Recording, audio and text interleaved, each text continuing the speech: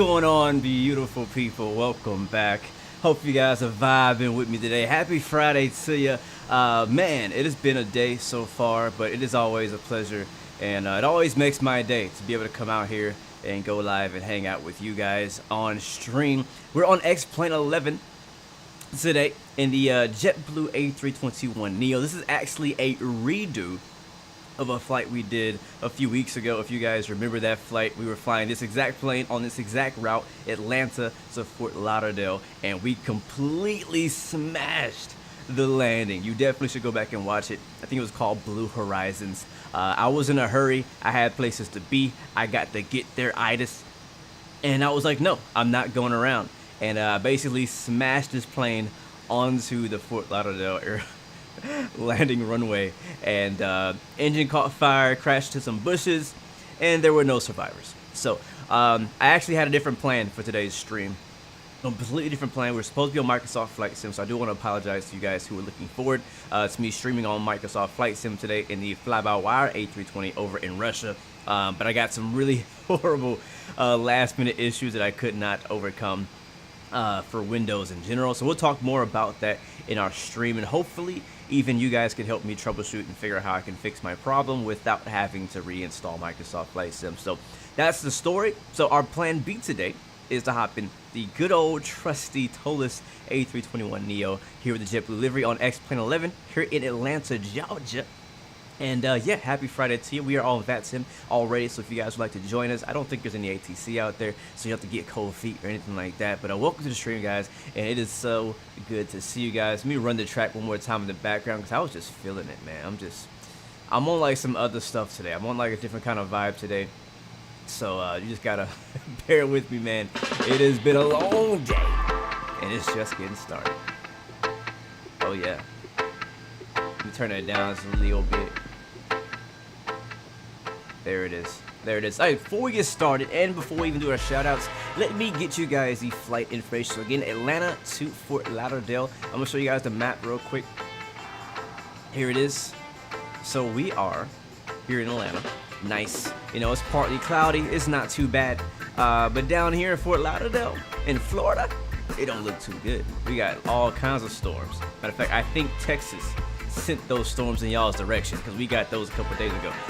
So the temperature's dropping, pressure's all over the place. So yeah, that's what we're flying into today, similar to what we had yesterday. So hopefully the weather will work with us, and we can have a pretty interesting IFR approach in the Fort Lauderdale day, and get there safely, and hopefully we can deliver the butter for those of you who are asking for it. So as you guys know, we always have our flight crew positions available for those who are interested in co-pilots.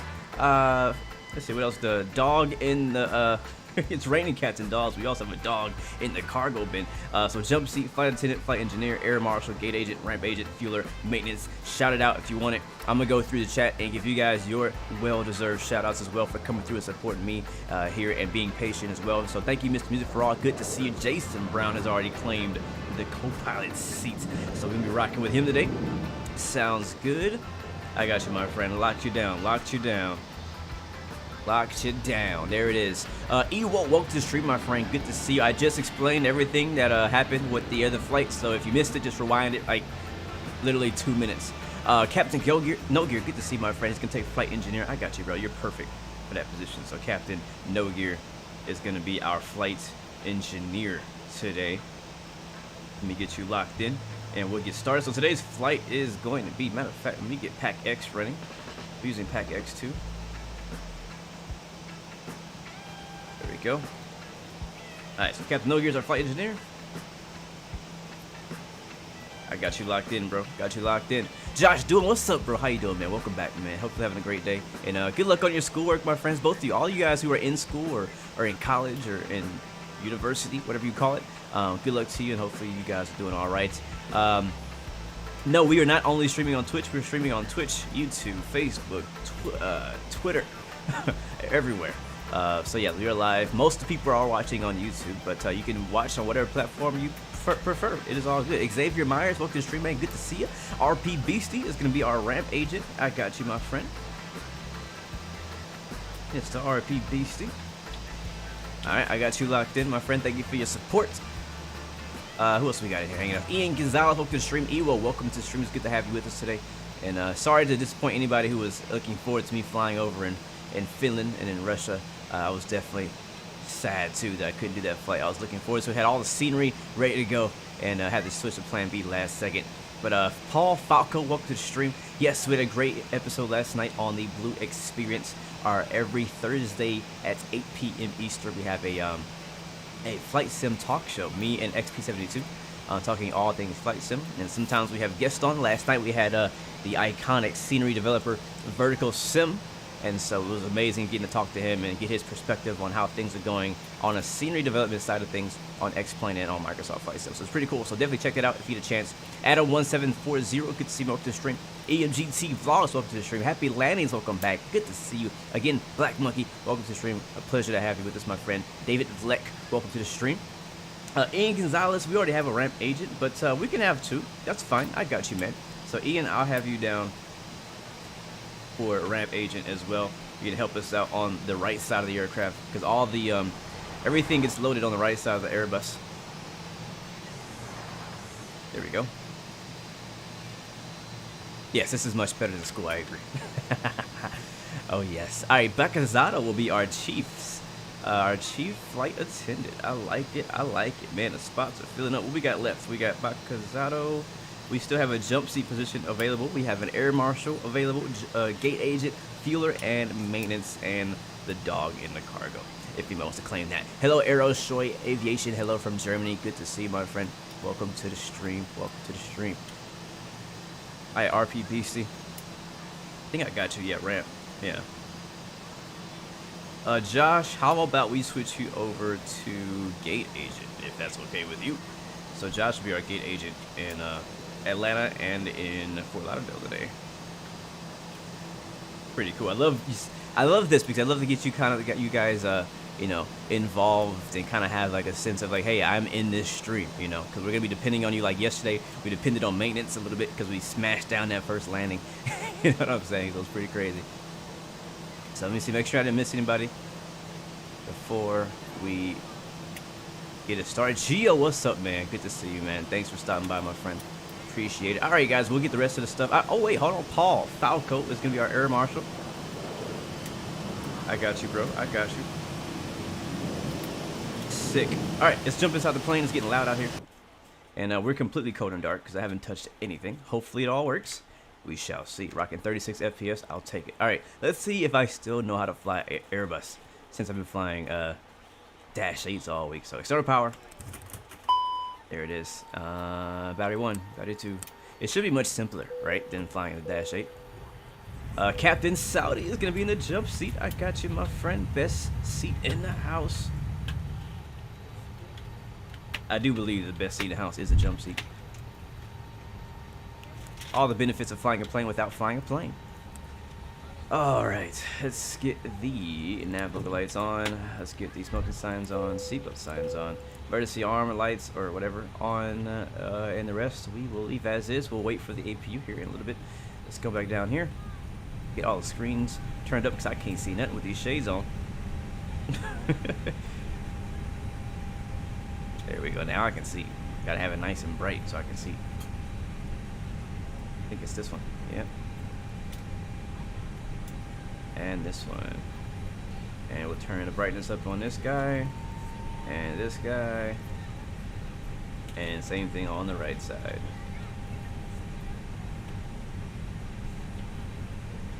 Beautiful. You have an idea? The YouTube members and Twitter subscribers? Yeah, man, send it to me on Discord, Josh. I'm definitely very open to ideas on more things I can do for my members and the subscribers, because, you know, I want to be able to show some love back to you guys for showing love back, showing love to me. And if you guys have ideas on ways I can do that, then I would love to incorporate it into the channel. All right, let's get the IRS aligned. If you have trouble finding a location for any of your carry-on items, please use the flight Spirit and Kilo Alpha Tango Lima. If the overhead bin is full, please make sure you close it as a courtesy to other passengers. Please double check that all your items are put away so that the aisle is clear and other passengers can make their way to their seats.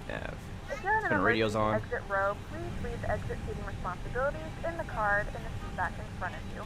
If you're not able to comply with these actions, please let a flight attendant know so that way you can be reseated. You are free to use your portable electronic devices during the boarding process. We ask that larger electronic devices are stowed once you depart from the gate. Thank you. There we go. Let me see if this works. Oh, it does. Nice. Alright, switch over to 22.8.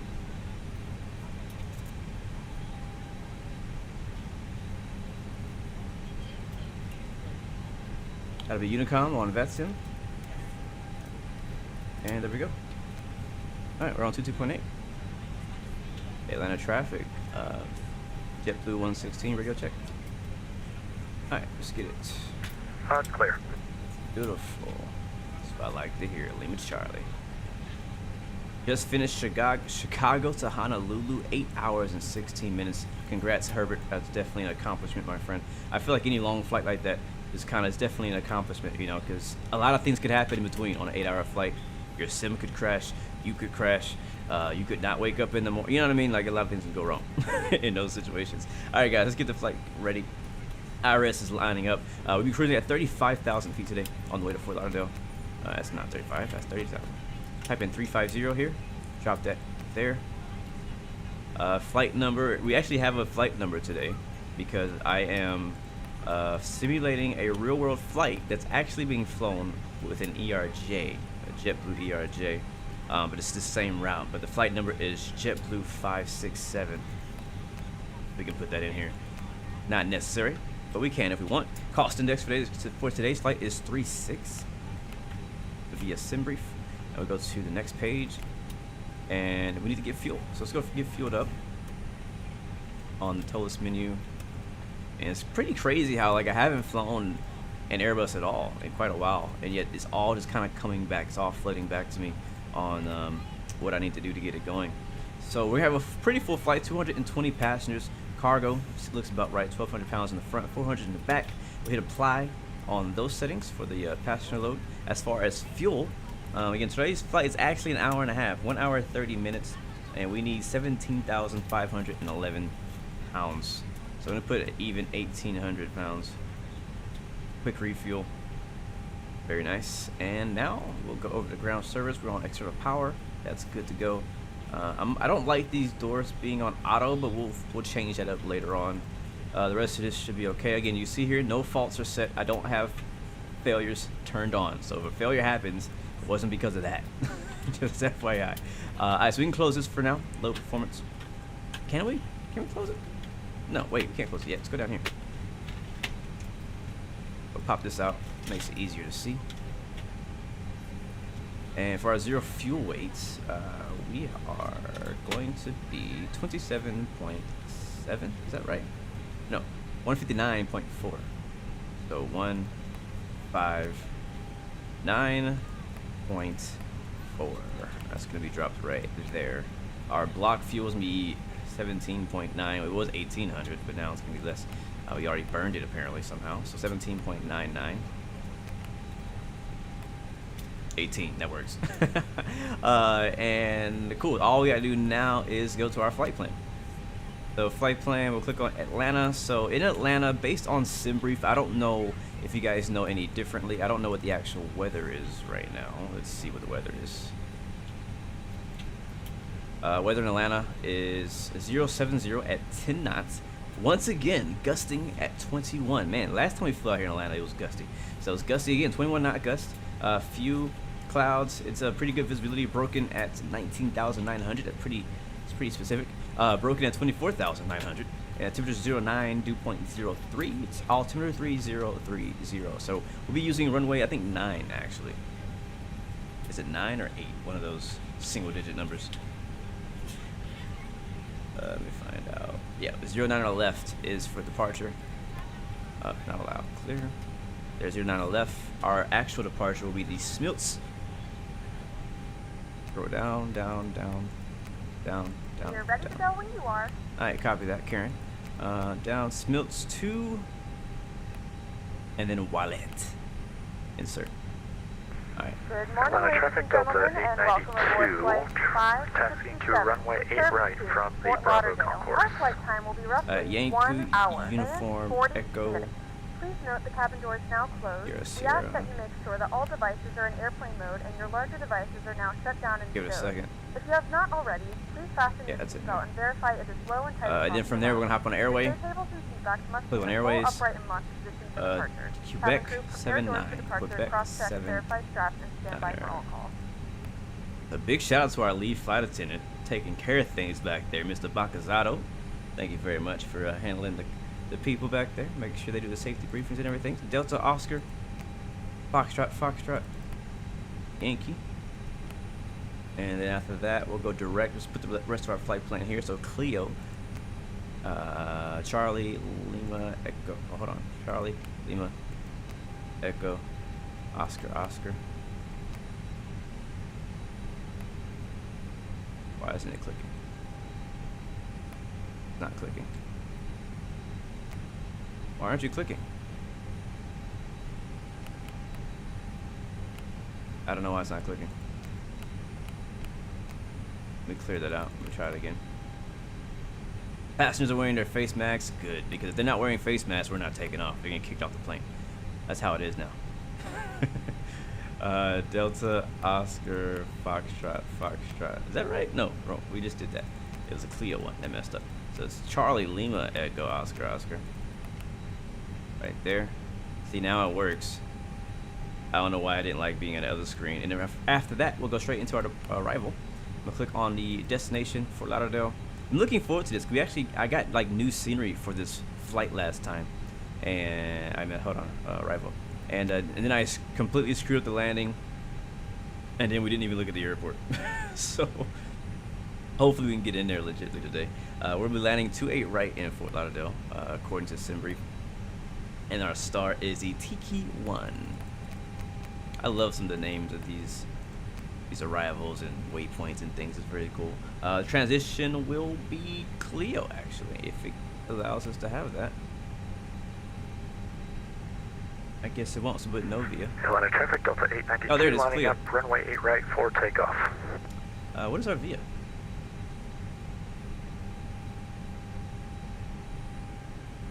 There might be a VIA. Sick. See, this is what I'm talking about. We got you guys doing the work. We got our flight attendant taking care of things. We got our flight engineer, Captain No Gear, making sure, doing his final checks, making sure we're safe to fly, and we're airworthy. So huge thanks to you guys for making sure we're safe here. What did I say? 28 left, 28 right. And let me see if I can find a VIA. Let's go. Oh yeah, let's go via Carnival. I like carnivals. Or do I? I don't actually know if I like carnivals. I've never been to one. I like the idea of a carnival. Alright, we got a discontinuity here. That is right before the approach, so that's okay, I think, because we'll have vectors before then. So leave that discontinuity in there. Other than that, we are good to go. Cool. So that's our whole flight plan. Let's go over to Perf now. I think. No. On our interactive simulation control system, we're going to select 1+F for our flap config. And then we'll do our V-speeds from here. So it'll be 155, NV1, 155 NV2, and then 157 NV3. Just kidding, V2. And let's see, flex is 55. We won't be using that because we always use toga, but I put it in there anyways. Flaps are going to be 1. We could put this whole thing in there, so 1. Wait, hold on. Right, get 1/ DN 0.1. So that's 1/trim down 0.1. And that is all we really need to do in this page. Our prime speed will be 232.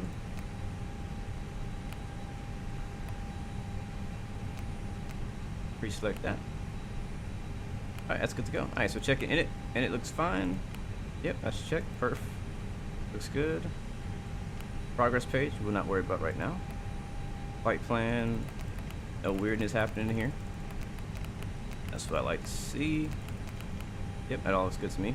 Rad nav even has our approach already in there. Fuel predictions, good. Secondary flight plan, I can worry about that. Hopefully we won't need that. Make do menu. I don't think I can do anything in there anyway, so that's good. That's oh no. No, I don't want to do any of that. There we go. All right, cool. All right, get rid of that. I think we're good on this page too. We can go ahead and shut all the doors. Who's our ground person? RP Beastie and Ian Gonzalez. Could you do me a favor on the ground and shut all the doors? Thank you very much. And clear out all the ground equipment. I'm gonna close all these. Make sure they're closed because yeah. And then we'll get that door here in just a second. Get the AP one. We're waiting for the call from our gate agent, Josh Doohan, if he's still in chat, to let us know that boarding is complete. That we hear that. So it's master switch on the APU.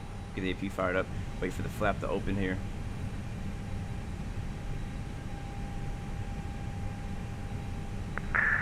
Atlanta traffic Delta 892, clear of runway 8 right on takeoff. And just a notice be to like company all message, do pilots not use togo that flex only. the turbulence is pretty rough. Copy, thank you. Alright, there's a flap open. Apparently there's some pretty rough turbulence on the way out of here, so we'll have to watch out for that. Got to let the passengers be expecting it. Alright, fuel pumps on. APU's firing up. And apparently we just got a company message from JetBlue, and we can do flex only. So we're doing a flex takeoff today instead of toga. So sad day. Sad day. We squawking 2116 on the squawk code unless ATC pops up. Pretty cool. Sick. When is the next stream? Next stream won't be until I get back in town. I need to actually update you guys on that too. I do go out of town. I was going out of town tomorrow. I now leave on Sunday night, so I'll be gone for a portion of the next week. I'll be back, I think, till Wednesday. So, yeah. So then the stream probably won't happen until Thursday, most likely. Most likely. It's gonna be a special one. That's all I'm gonna say. Doors are green. Thank you very much, Captain No Gear. Get that front door shut then. Main door. Alright, close. Thank you. That door is shutting. You can hear it. We'll also get the all the stuff out of the way. What's it at? Ground handling. Yeah, so RP Beastie and Ian Gonzalez are gonna move away all of the ground equipment. So big shout out to them.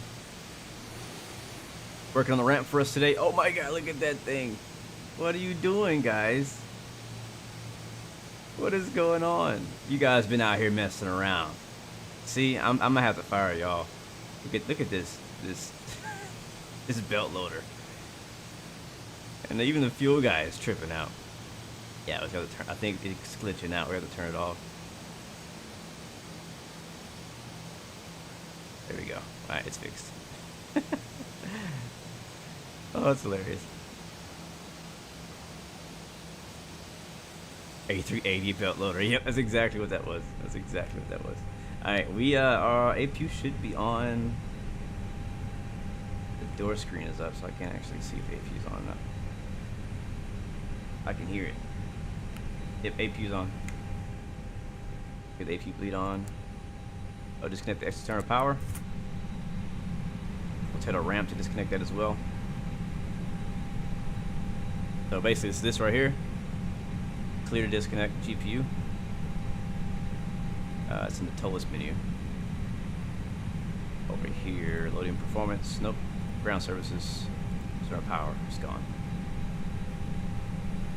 Alright, we are ready to push, guys. So let's get the beacon on.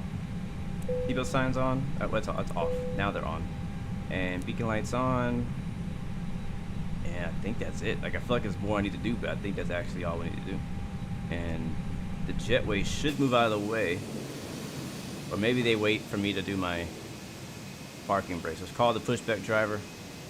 Ground to cockpit. Please show me where you want to go. And I don't actually know what direction we want to go. We're using 09er left. me see.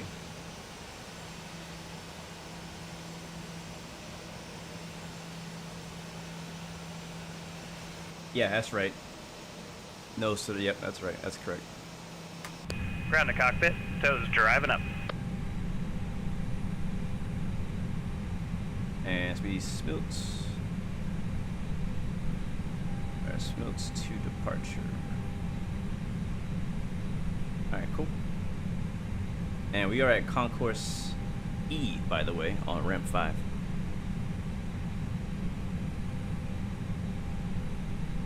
Yeah, that's true. At least he messed up the belt loader and he didn't poop the chute, because that would be the worst. So I was doing some training on that recently, and I think to install like the inflatable thing, I think it was $6,000. I think it was $6,000 if you accidentally deploy the chute to replace it on an Airbus. All doors and hatches are closed, ready to connect.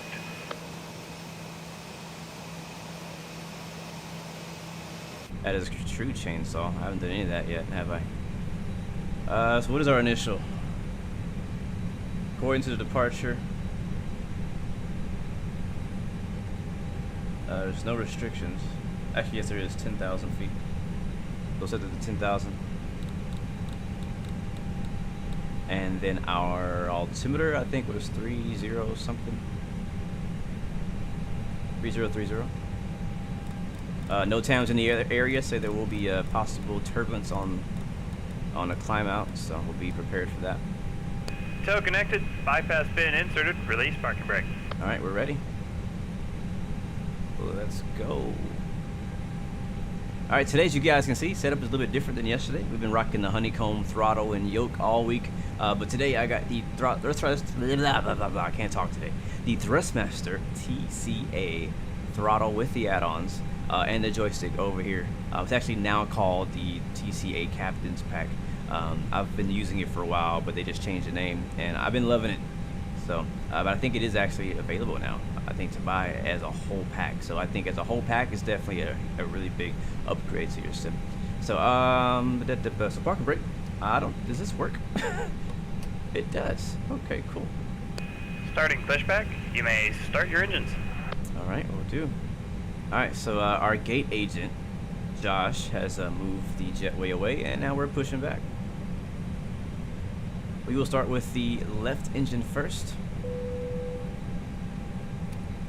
So moving the this over to the start area. Ladies and gentlemen, please direct your complete attention to the flight attendants as they demonstrate the safety features of our aircraft. You will notice a light illuminated above your seat. When this light is illuminated, and make sure you got the headphones on, guys, for this one. To fasten, insert the metal fittings into one another and tighten by pulling on the loop end start of the engine strap. 1. To release your seatbelt, lift the upper portion of the buckle. We suggest that you keep your seatbelt fastened throughout the flight as we may experience unexpected turbulence. There are several emergency exits on this aircraft.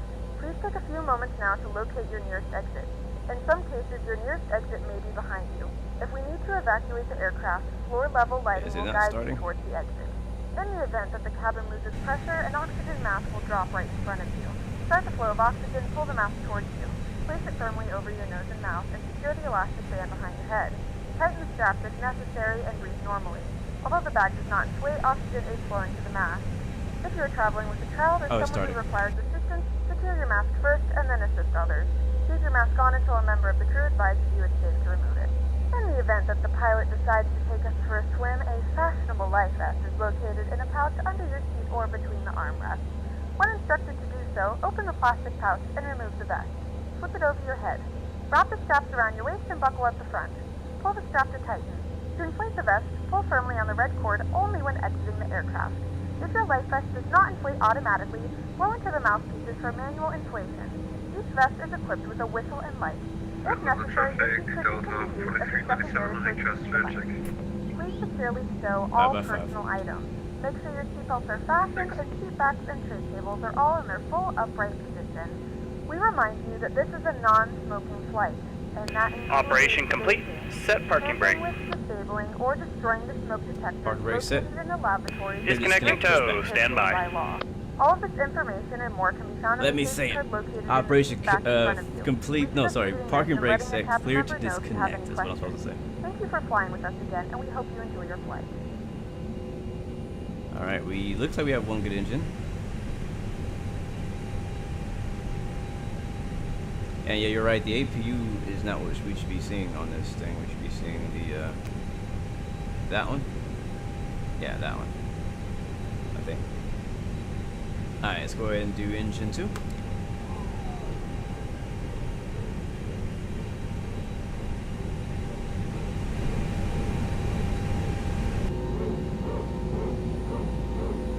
Tow is disconnected, bypass pin has been removed. Hand signal on the left. We'll see you next time and have a safe flight.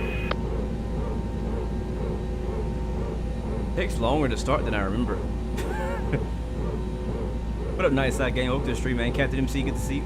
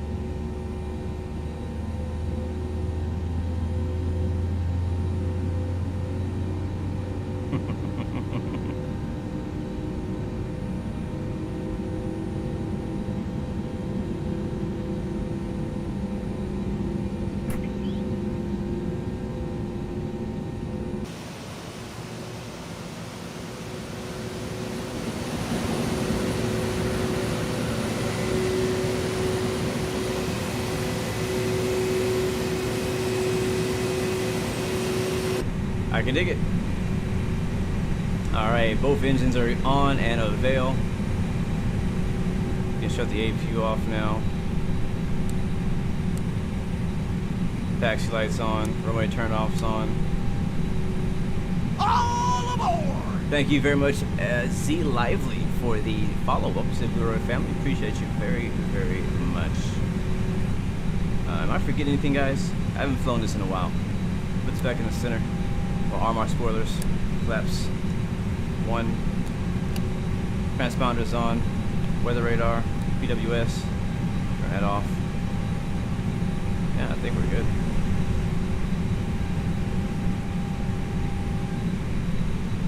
Yeah? We're prepared for takeoff. Copy. Alright guys, let's do it. Oh, I forgot track IR.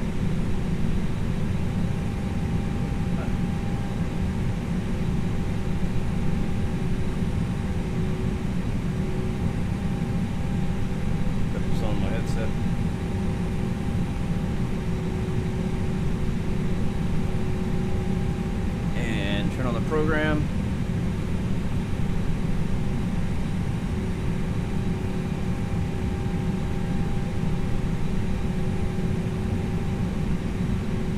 There we go. Alright, ready to taxi.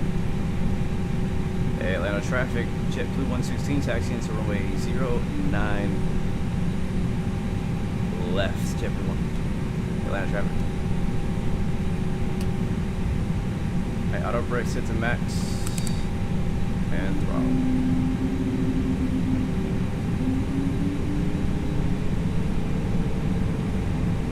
Hold on, did you guys hear that? Let's do that again. Headphones on. I'm gonna shut up. Listen.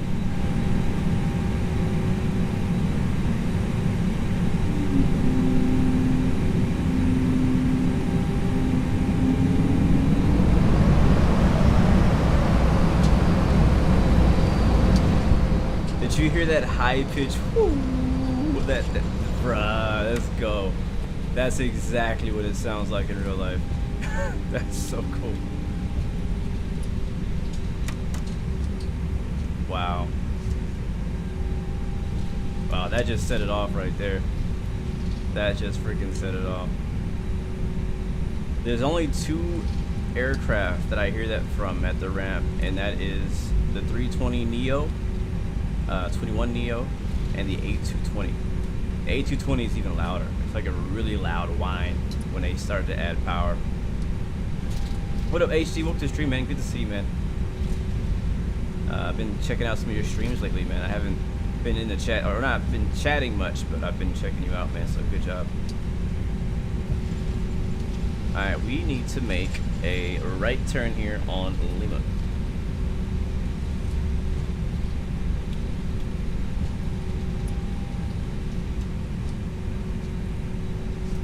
I'm actually using on my joystick here on my left hand. I'm using the twist for nose wheel steering, and that is all I use it for. I don't use a twist for anything else. So I don't have a, anything else to use as a nose tiller, and so what I use is the twist function on the joystick for a nose tiller access on the ground. But for rudders, I have my own rudder pedals down here. It's the Thrustmaster TFRP rudder pedals. The the classic ones I like to call them. Pretty basic.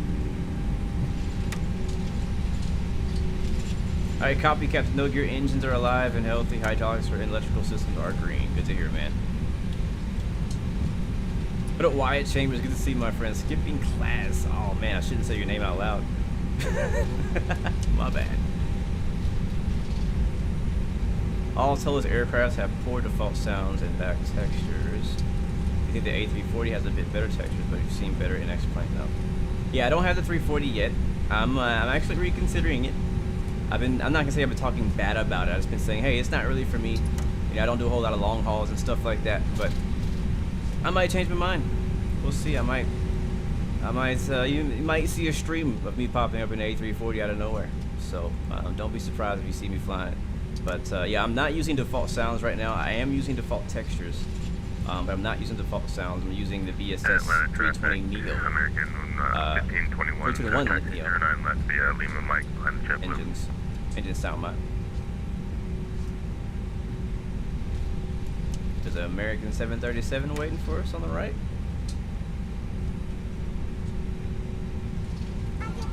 Hey yo!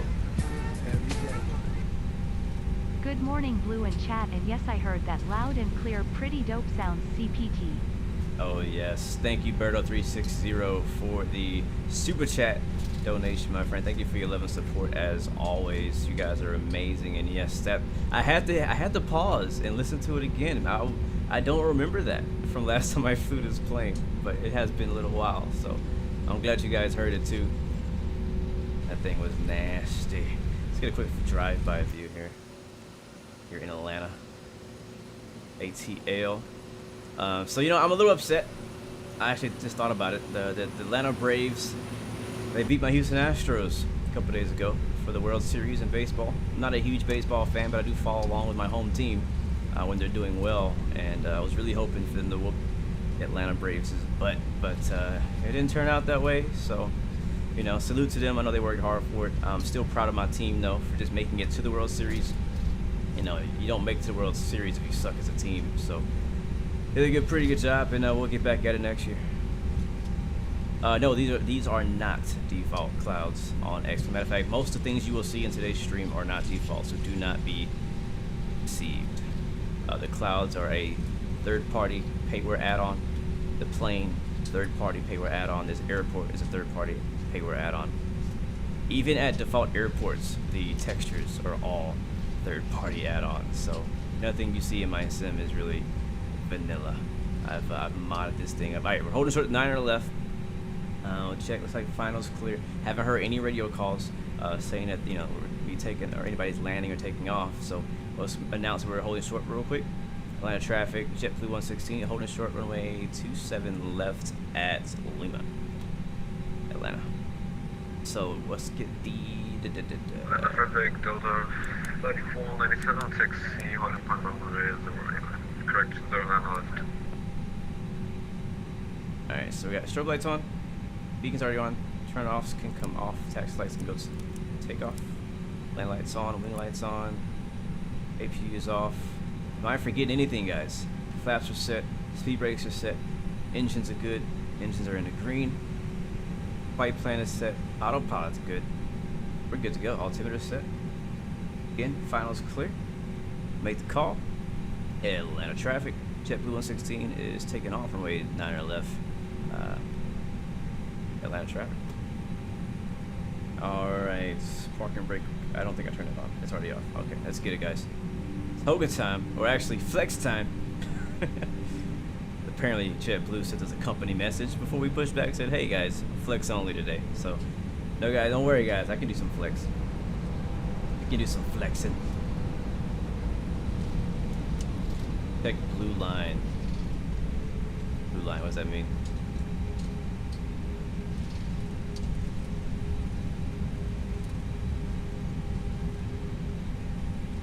I'm gonna get a warning. What is the blue line? What blue line?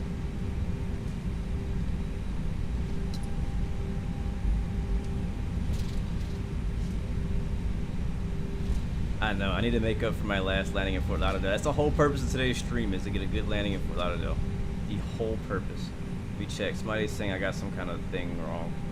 I don't see anything. T14, 50 miles on the runway, 09 right. Okay, he's taking off over there. Oh, that's cool. I don't see him. I don't see anybody on the 9 right. Alright, flex time. You should see flex on the thing. Where's flex? That's manual flex. Hold on. Where's flex at?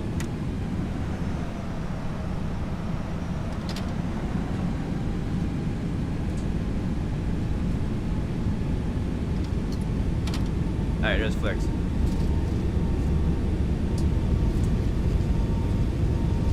Traffic American 15. Alright, speed set. Airspeed's alive.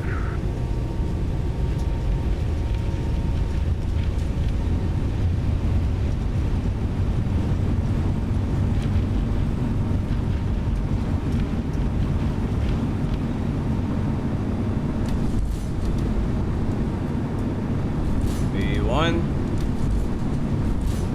Rotate. Alright, work speed's going up. Or positive rate, gear up.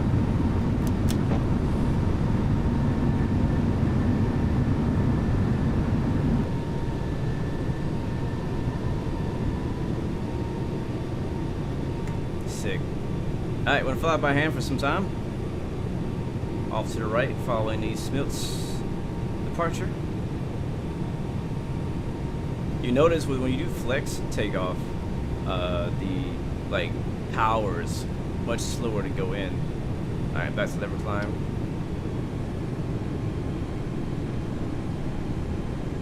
And it is a little bit bumpy out here.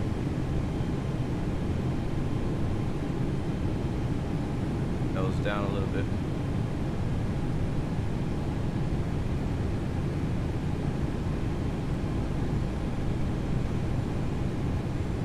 Alright, flaps up. Yep, you're green and locked.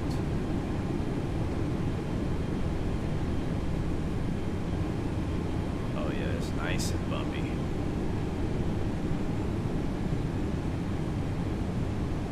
Alright, we're gonna put our nose down a little bit to gain some speed. Traffic American 1521 departing 9 left.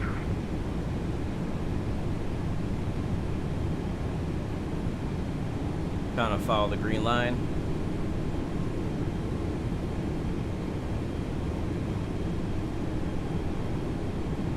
Oh, it's bumpy. Look at his wing flex.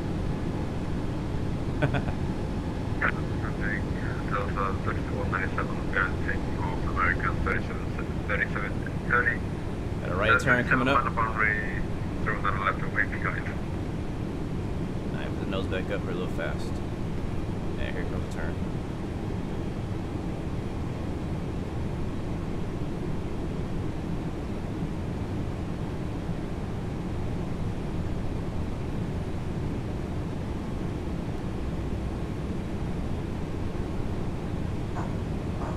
My dog barking?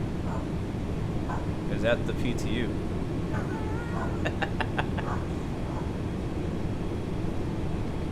I've heard the PTU going off during takeoff sometimes. It makes me worry a little bit. I don't know what caused it.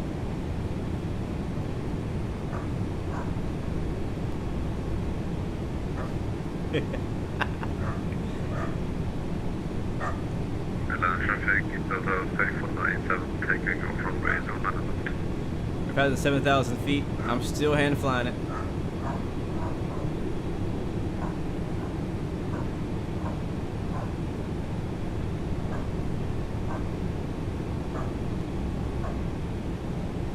Alright, 240's hit this here.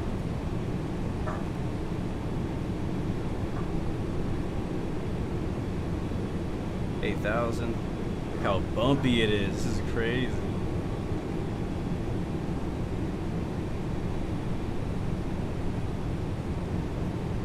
Nah, this is PTU parking. Yeah, it might be a dog pissed off down the cargo hold too. That's definitely possible. Maybe somebody's at the door.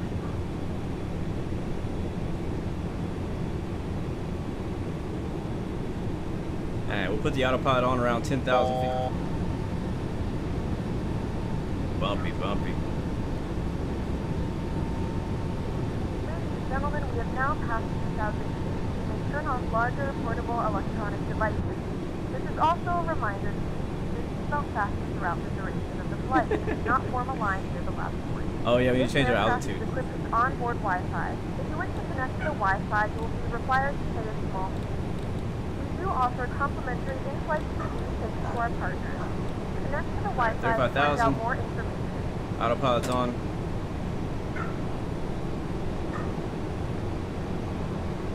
Yep, throttle climb set.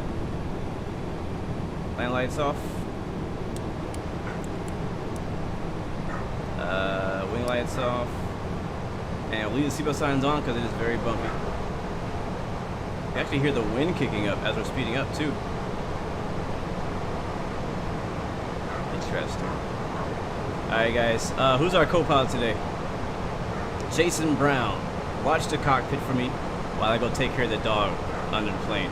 I'll be right back.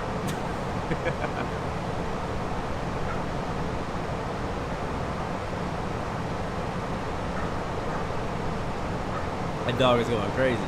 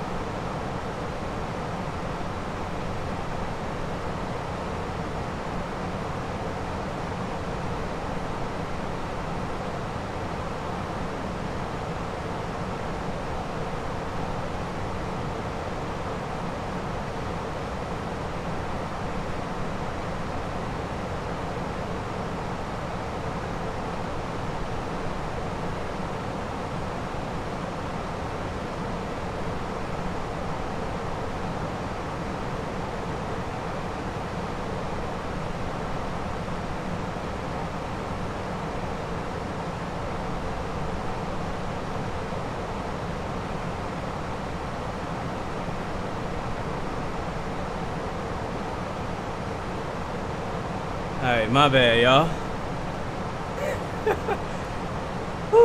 Alright, I'm out of breath too. Sheesh. Gotta take my shirt off, my jacket. Alright, are we alright? We alive? How we doing? How we doing? Who's our co-pilot again? Jason. How we looking, bro? We cruising yet? We're 21,000 feet. Switching to Q&H. Or the standard. Yeah, so apparently, a package was here at the door. And I got these headphones on and I can't hear nothing except for the dog barking. So he was barking at that person. Went down there. And FedEx had just rolled off. They left this freaking sticker on the window saying, "Hey, we missed you." And I was like, "Oh, snap." So I'm kind of expecting the package. So I was like, man, I don't want to have to chase y'all down and get this thing. So I literally ran down the street to the corner, try to catch him. I didn't get him. I didn't catch him. So hopefully I get what I need to get today. And yeah, I was expecting it to come. I just couldn't hear anything. I didn't know. But yeah, I'm back. Sorry for getting away from you guys for a second. Thankfully, we have a co-pilot here to take care of things and make sure we're good to go. Climbing out of Atlanta, Georgia now. Heading southbound in the JetBlue A321 Neo. Let me see if I can text this number.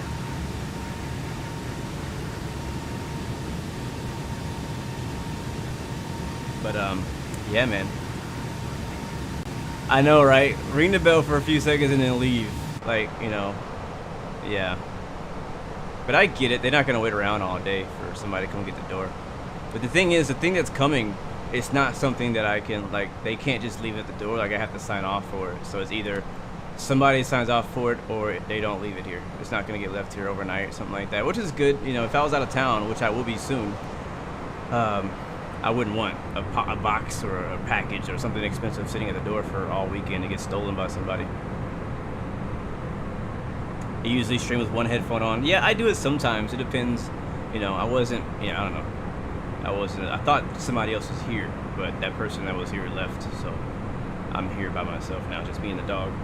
It's another reason why he was barking, because he wanted me to go get the door. So, he was trying to tell me. He was trying to warn me. But it's all good. We'll get taken care of today. But no, I legit ran. I'm not kidding. Like, I saw the truck. I was like, you know what? Let me go see if I can catch him real quick. And just say, hey, like, you were here, I think a second ago. Can you just, like, roll back around, give him a package, sign off, you know, whatever. So, yeah, he left. He was out of there. He was not. He made one more stop down the street. I thought I could catch him down there, but he probably rung on their doorbell for 5 seconds and then left, too. I got the cardio. I got my work in for the day, my workout, and that's for sure. That's for sure. I'm, like, about to start sweating with all these lights on my face, too. Yeah, my dog is good about that. He always, if somebody knocks on the door, he barks, which is honestly a little annoying, but it does alert us that something is, either somebody's at the door or coming to the door. Matter of fact, he'll start barking before they even get to the door because he hears them get out of the car or stuff like that. But he doesn't bark a whole lot, and I say that now would mean he's probably going to start barking for no reason. But yeah, I've tried to train him that he doesn't bark annoyingly in the middle of the night for no reason, you know what I mean? Look at this view right here. So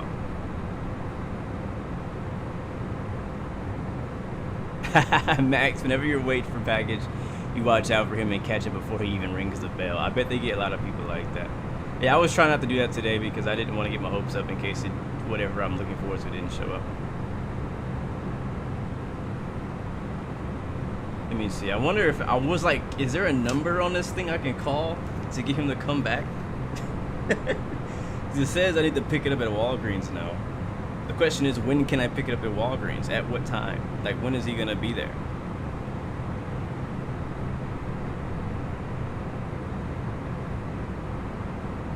Let me see. Text the word this to that. I'm gonna try this real quick because he's still in the truck. Maybe he can get a text from somebody and be like, hey, that guy is there, go back. Oh wait, that's not what I want to do. I want to just type a number in. But sorry guys for that inconvenience though. We're looking good though. We're looking real good on our flight today. I just don't want to go to the inconvenience of, you know, having to leave and go chase down a package and end up getting sent back and stuff, you know. That's no fun.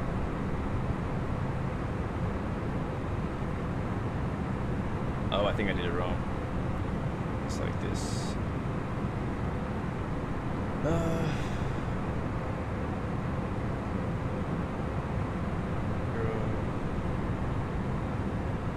It has been a crazy day today, guys. I was originally supposed to stream Microsoft Flight Sim today, so last night. So this is the story.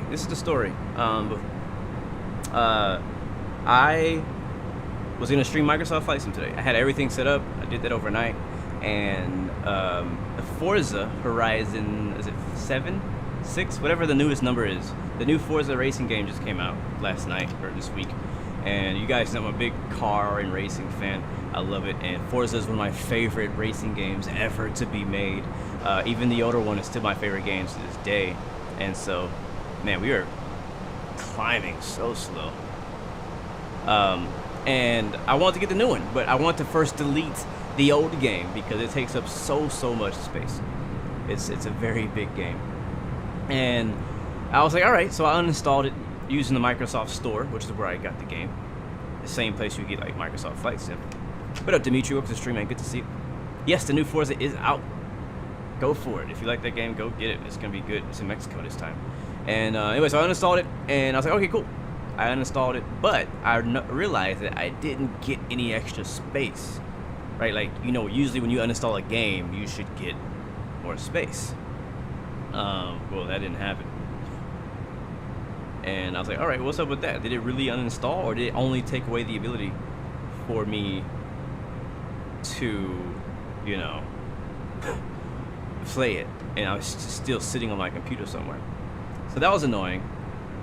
And so I had to like do some research to find out where I can find like the files, stuff like that. Either way, long story short, I had to go into some hidden folders, some encrypted folders in my computer to try to find where this Forza is being, you know, stored on my PC so I can get rid of it.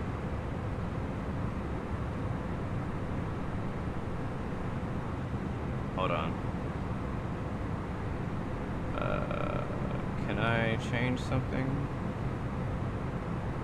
No, I don't know.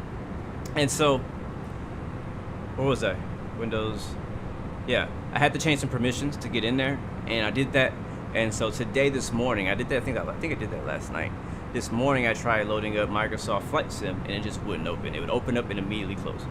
I tried to open up the Microsoft Store. I opened it up, it immediately closed.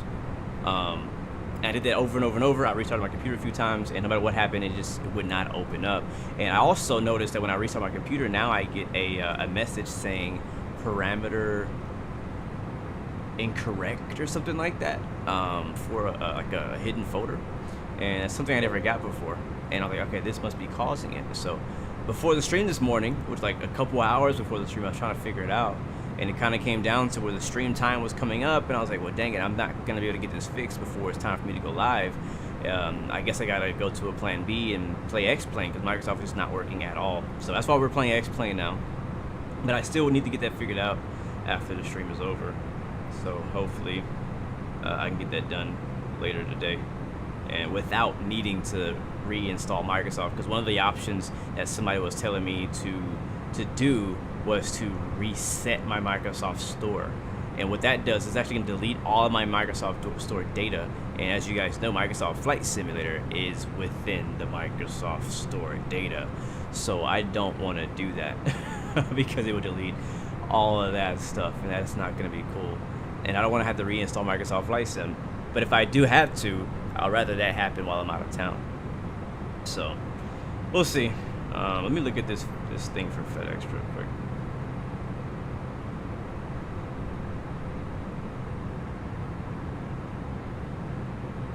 I don't think I have an account. Do I? I don't think so. But yeah, the Microsoft Store is pretty. I didn't realize it was so bad. I didn't realize that like they even had these kind of issues. Like you should be able to uninstall a game or an application and it's just gone. It gets rid of all the files You know, I had the same issue with Microsoft Flight Sim before, where I uninstalled Microsoft Flight Sim, but it kept the whole game. And so I had to go into that, you know, app data folder and go and find the Microsoft Flight Sim folder and actually manually delete that whole folder just to get rid of it so that I can reinstall it again. So it's pretty crazy. Yeah, I think you can repair Microsoft Flight Sim specifically through Xbox app, but the thing I'm trying to fix, which is the whole store, I can't do that way, sadly. I don't think, anyways.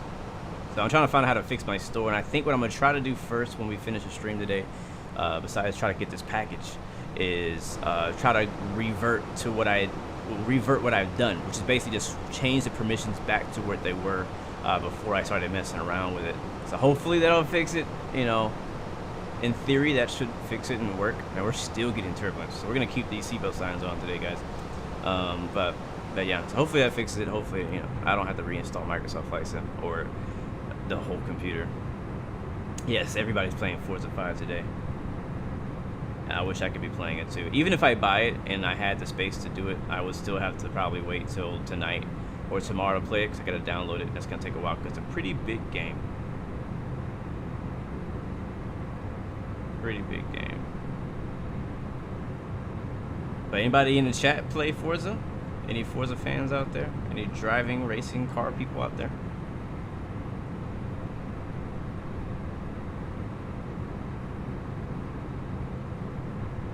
Midnight Maverick, welcome to the stream, man. You had problems with the game when it first got it. Got the same how you think you got 2 copies installed, one from Steam, one from Microsoft, and you can't tell which is what. Oh wow, yeah. You ended up paying for it twice, having 2 installs. That's gonna take a lot of space, man. Yeah, that's crazy. That's crazy. Yeah, honestly, your install for Microsoft is gonna be a completely different place than your install for Steam. Like, it'll put your Steam one in the Steam area where all your other Steam games are. Your Microsoft one will be in your Microsoft app data folder. So if that makes you feel more confident about whether or not you can uninstall it, if it's in Steam and you know that for sure, if you can right click on the Steam button and go to properties and location and delete that, then you know that's for sure that's the right one. And like the Steam one, I think where they put the Steam one is not really encrypted. Where they put the Microsoft one, that one is the one that's hard to get to. You gotta like use hidden files and all that kind of craziness. In a few moments, we'll be starting our in-flight meal service. Please look in the seat back for our menu, and one of our crew members will stop by shortly for your order. You kind of like it, but you think you'll not buy it this time. You got kind of bored with Forza Horizon 4. Oh, that sucks. Yeah, I don't know. I spent a lot of time in Forza Horizon 4. I mean, eventually, yeah, I went on to a different game and played something else, but I mean, I really enjoyed it. I even found myself going back to it later on. Like, out of all the games that I had installed on my computer, Forza Horizon 4 is one game that I could not delete. If I was looking for space, I would delete everything else I could delete except for Forza. Because I knew that at some point I was going to get in a mood to drive fast cars around. So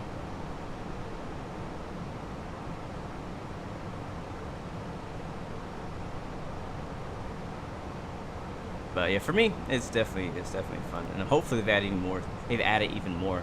Now, I think one thing that was really good for Forza is they added the seasons, where every season, like a season in the game, lasts a week, and every week they have different seasonal challenges, and they only last for that week. So they have just so much content to keep you busy. And if you have friends playing with you, that kind of prolongs the length that you're not getting bored with the game, but you're actually enjoying the game too. And it also never felt like a huge grind. That's a lie. Sometimes it can feel grindy. Every game feels grindy at some point. But yeah. John, you have a 6,200 I rating on Dirt Oval, but you retired for now. That's crazy. 6,200, bro. I'm like just trying to get to 2,000 in the regular oval and on the road course on iRacing. That's crazy, man. Congrats, man. That's a huge deal. Are you like a pro? Like, jeez, man.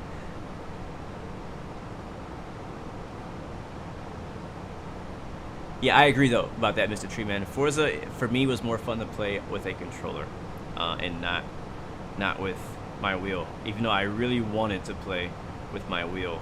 I tried it. I tried, you know, getting it working, but it just never worked out.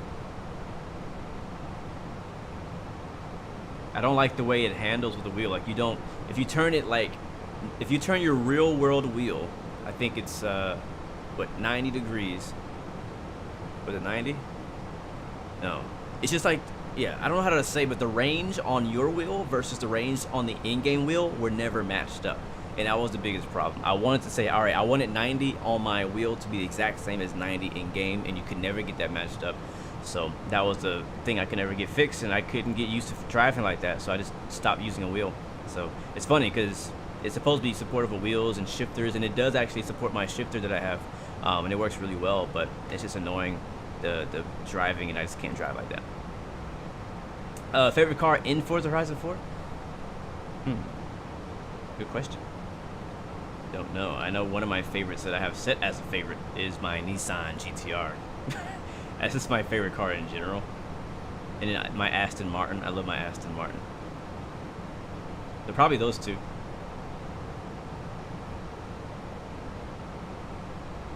I wasn't like real big into the supercars.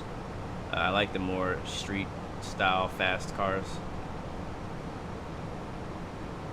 I like, you know, don't get me wrong, I do like the, you know, the hot rods, and I like the supercars, but it's just not my style. I'd rather have something a bit more laid back, but also like a sleeper car, like a fast, yeah, that's my thing. I was playing with Robert not long ago on Forza Horizon 4, and he had these cars that were just so freaking fast. I was like, what the heck, man? How are you making that car go 300 miles an hour?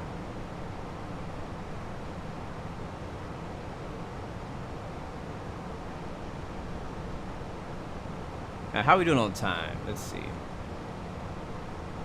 Man, what I would give to get that FedEx guy to come back. You guys have no freaking clue. I'm still thinking about it.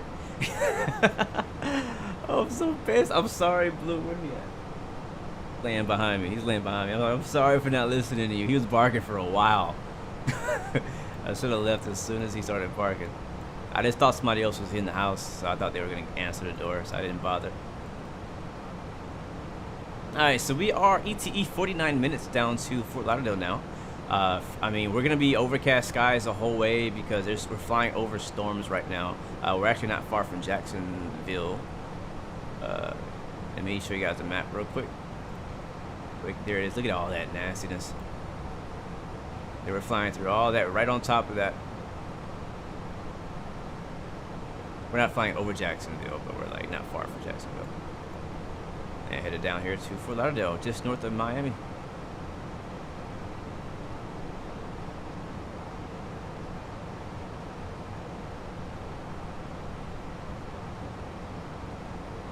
Yeah, music, if you can help me out, man, that'd be amazing, bro, for sure. I'll DM you for sure, man, because I'm probably going to need some help with that. Show interior. Wow, we are getting knocked around for real. Hold on just a second, I got you.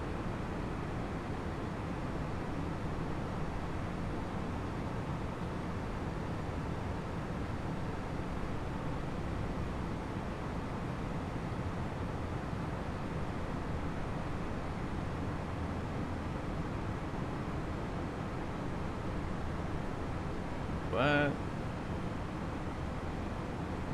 I didn't know I had a FedEx account.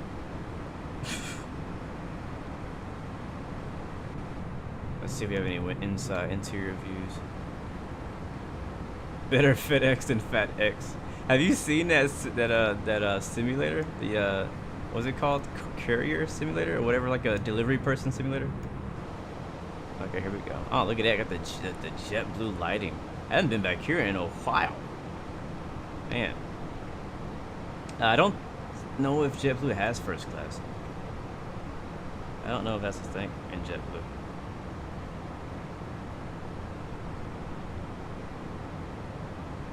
Yeah, this is our cabin. A little dark, but what do you do?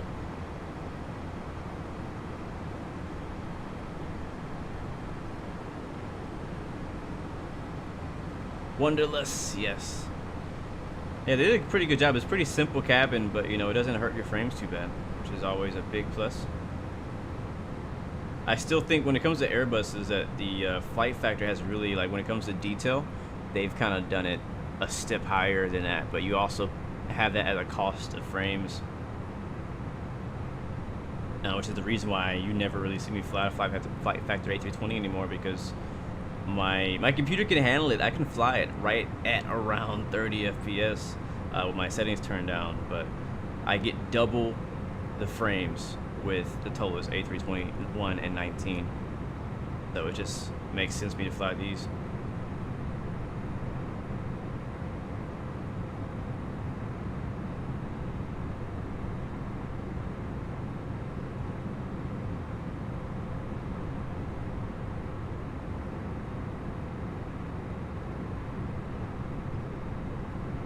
Tracking number I entered is invalid. What you talking about, Willis?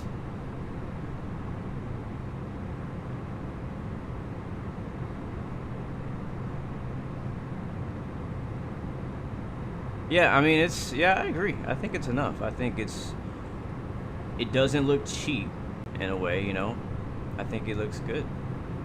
You don't need that much in the cabin because we usually hang out on this view here and on this view, right? We don't spend a whole lot of time and like actually in the cabin walking around. Like we go through here when it first comes out. We, you know, we might click on a few things that's clickable, like, oh, that's cool, we can flush the toilet, I like that, you know. But other than that, you don't do all that much. Well, I think one thing that is important though for an airliner add-on is to have a customizable cabin. So like you have a cabin that's supplied by default, but then like in the Zebo, for example, you'll see people have different, like look here, this is a perfect example. It says JetBlue on the inside. Like being able to customize these light colors, customize this galley area, even maybe put something on the screens if you want, change the seat cover textures to match an airline for your liveries. Like that kind of stuff is stuff I do really care about when it comes to the cabin. It doesn't have to be the most detailed, but at least have it where it feels authentic when you're flying different airlines, you know.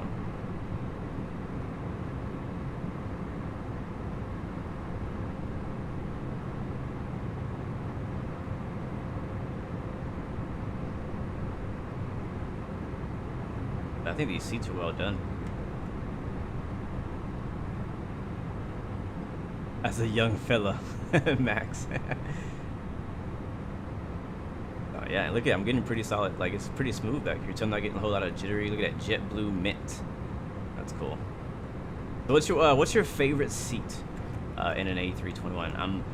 I don't know what plane I'm gonna be flying on coming up this my next trip this week. But I personally really like, let me see, this is a 321.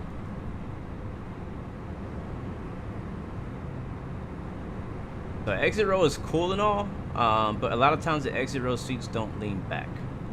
At least these sit right here don't lean back, but you get a ton of leg room. So that kind of depends on what you're into, what you want. And then also you see there's no window there, so I would hate this seat. I would absolutely hate this seat right here. How many flights we doing today? Just one, man, just one. Down to Atlanta, and we're done for the day. I had 2 flights planned originally for Microsoft Flight Sim, but that didn't work out. But I like behind the wing. I don't mind being on the wing sometimes, but I prefer to be just slightly behind it. I feel like you get a bit of a better view, because a lot of times from inside the cabin, it's really hard to look backwards. So if you can have a good view looking forward like this, you can get you can see a bit more. But if you're on the wing, like over here, like if you're in this seat, like this seat is tough. I sit in this kind of seat pretty often, where it's like, all right, you gotta stretch your neck back to look back this way, and if you look over here, you gotta lean up forward. So being right in between is kind of rough too. And then if you want to have a seat in front of the engine, I still haven't figured out what the best front of the engine seat is on an Airbus, or on each Airbus, I should say, the 320 or 321. But like, I want the view I want, the seat that I want to sit in. Let me see, the one we all do in the streams, which again would be pretty hard to do, because like if you're sitting here, and in order to get this view, oh, okay, Jacksonville Center's on. You'd have to be like this in your seat. That's how difficult that would be to get this view. So it's kind of hard to get that unless you have a GoPro stuck in the window. That's why I prefer sitting behind the wing, unless I'm sitting right next to the engine, like right here, where I can catch the reversers being turned on, and I can look straight out and see my wing view and my engine. So I like being right on the engine or behind the wing. Better on the neck. You know what I mean? All right, let's go ahead and contact Jacksonville Center on 135925.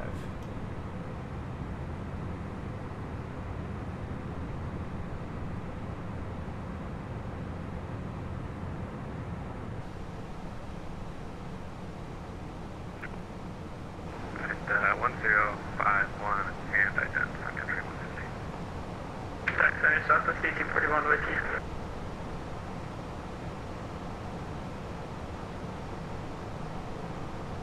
Tolis 1841 Jack, squawk 1011 ident. 1011 ident, Southwest 1841. Jacksonville Center, American 1521, flight level 370.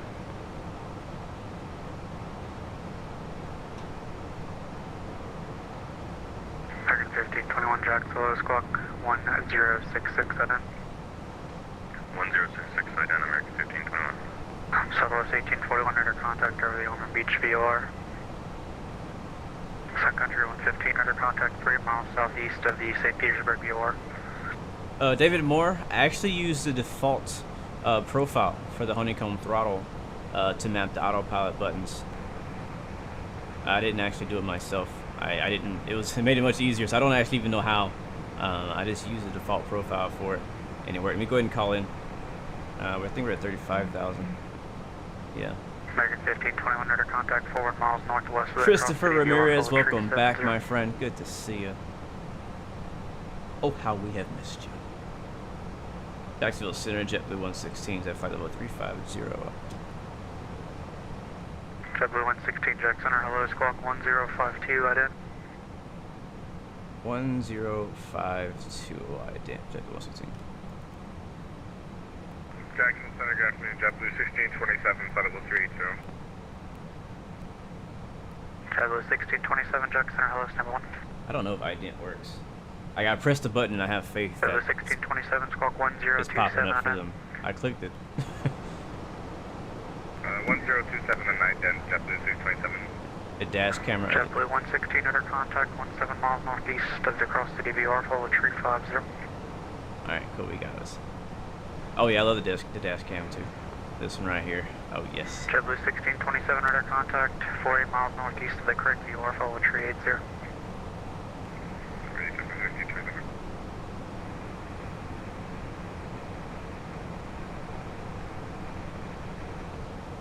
United 1317, unreadable.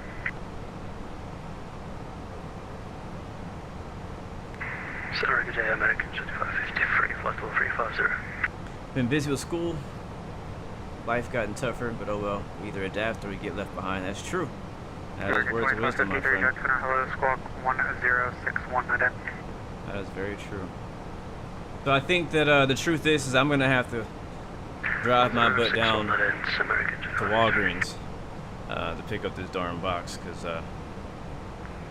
I can't get a hold of the people to bring it back. That's okay. Hopefully it'll be there like by the time I'm done here. I don't have to wait till like tonight or anything.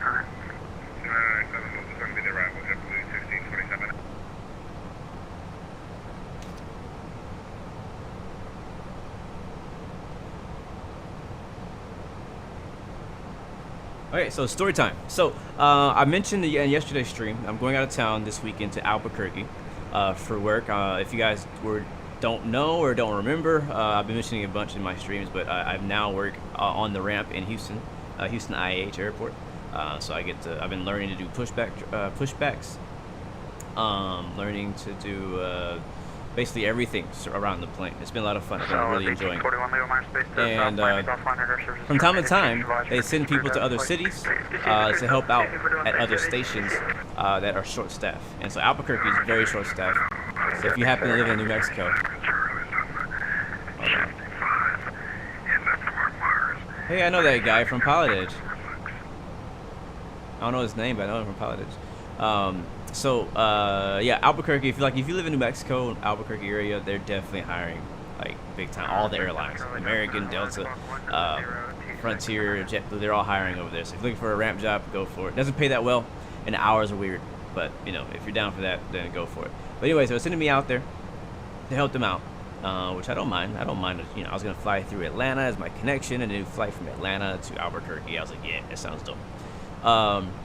But yesterday found out that there's actually a Loadmaster class going on in Denver. I would have to leave Sunday night and come back Wednesday. So they were like, hey, so can you go do this class? Because they're already trying to train me on Loadmaster for this company.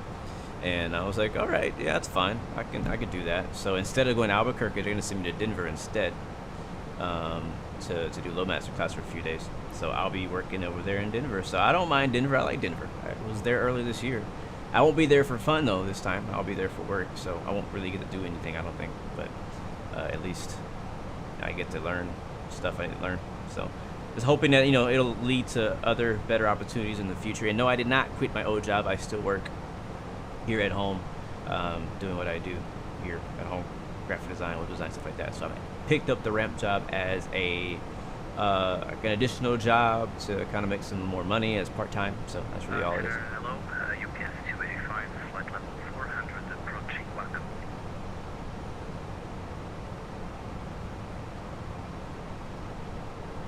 UPS 45, Doug Center Squawk 1. Oh my god. Why does that happen? 1057. 1057, UPS 285. Geo. Oh my god. Oh man. Thank you, CJ or Captain JJ, for the subscription. Welcome to the Blue Royal family. Thank you for your love and support for the stream. Zachary McCoughlin, welcome to the stream, man. Good to see you as well. Max2504, I just saw you, my bad. Central Bravo, good to see you. Yes, one leg today, Geo. Bro, shut this down and go to FedEx lol #emergency. I know, bro. That's how I'm feeling. I'm like, this plane can't fly any faster. Because Geo knows, Geo might have, I don't know, Geo might know what's up. But, yeah. You know, we're going Mach 0.78. Let me do speed intervene. Can I do that? Is that possible in this plane? Yeah, I'm gonna go Mach point red line. There he goes, Mach point red line. There it is. We are we're actually only 34 minutes out, but we need to find out when our top percent is. Oh wait, we're in the Tolis. We're not in the fly by wire, so it does that on its own. It should, I think. Yeah, there's our top percent right over there. About 100 miles still. Wow. Yeah, I can take that. So, but yeah, Geo, yeah, man. Redlining it. I'm not doing what I did last time. We have to learn from mistakes, guys. Last time we flew this plane on this exact same route, we were in a hurry. We were in a rush. I had things to do. I think I had to work or something. I had something going on with the family that I had to take care of. And we smashed it down because we weren't focused on flying. So today I don't want to make that mistake again. EasyJet, hello, welcome to the stream. New, make sure you guys say hello to EasyJet. He's new to the channel. And just subscribe. Thank you very much for that subscription. And welcome to the Blue Arrow family. And it's good to see you with us today, man. Thank you so much. But wow, very cool. Flying into Houston from MKJS in December, Central Bravo. Pretty sick, bro. What airline you flying? I'll probably be there, maybe. I mean, like, I'm not working this whole week, but I might be there when you happen to fly in. Maybe I can get a video of your landing on whatever airline you're flying. Christopher, World Update, whatever number that is a lifesaver. You couldn't play on World Update 5 because every time you loaded a flight, it crashed. World Update 6 still crashed the game from time to time, but you can at least play it with the other one. I couldn't play it for 3 months. Wow, yeah, I've heard a lot of people, honestly, particular updates from Microsoft Flight Sim, basically making it so that they can't play the game at all, which is very sad. All right, the winds have finally, calmed down. We can turn the seatbelt signs off. Yeah, there we go. But yeah, I'm glad you're finally able to play it now. It's nothing more frustrating. Trust me, I'm feeling this right now. My Microsoft's not working.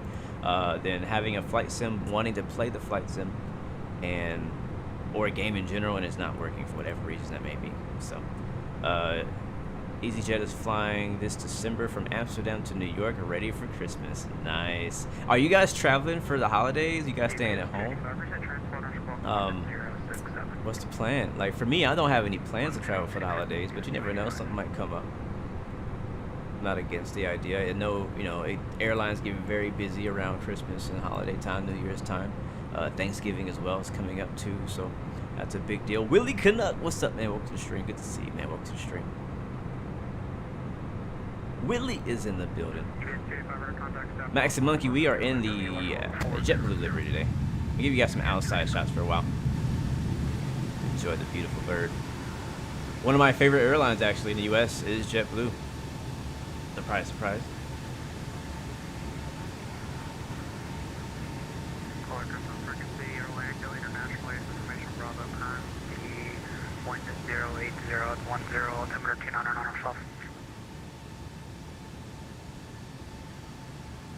Altimeter 5:30 p.m. on a Friday night and you're still working. I feel you, bro. I've been working till like 6, 7 o'clock on Fridays now. Matter of fact, I gotta do that tonight. Thanks for reminding me. Yeah, hi, welcome to the stream, man. Good to see you. Welcome back. Yeah, winds are pretty nasty out here in this part of the world. 11 o'clock, 27 miles northwestbound, level 3. Am I still playing Air Hauler 2? From time to time, I'll jump in. I haven't been playing as consistency as I used to.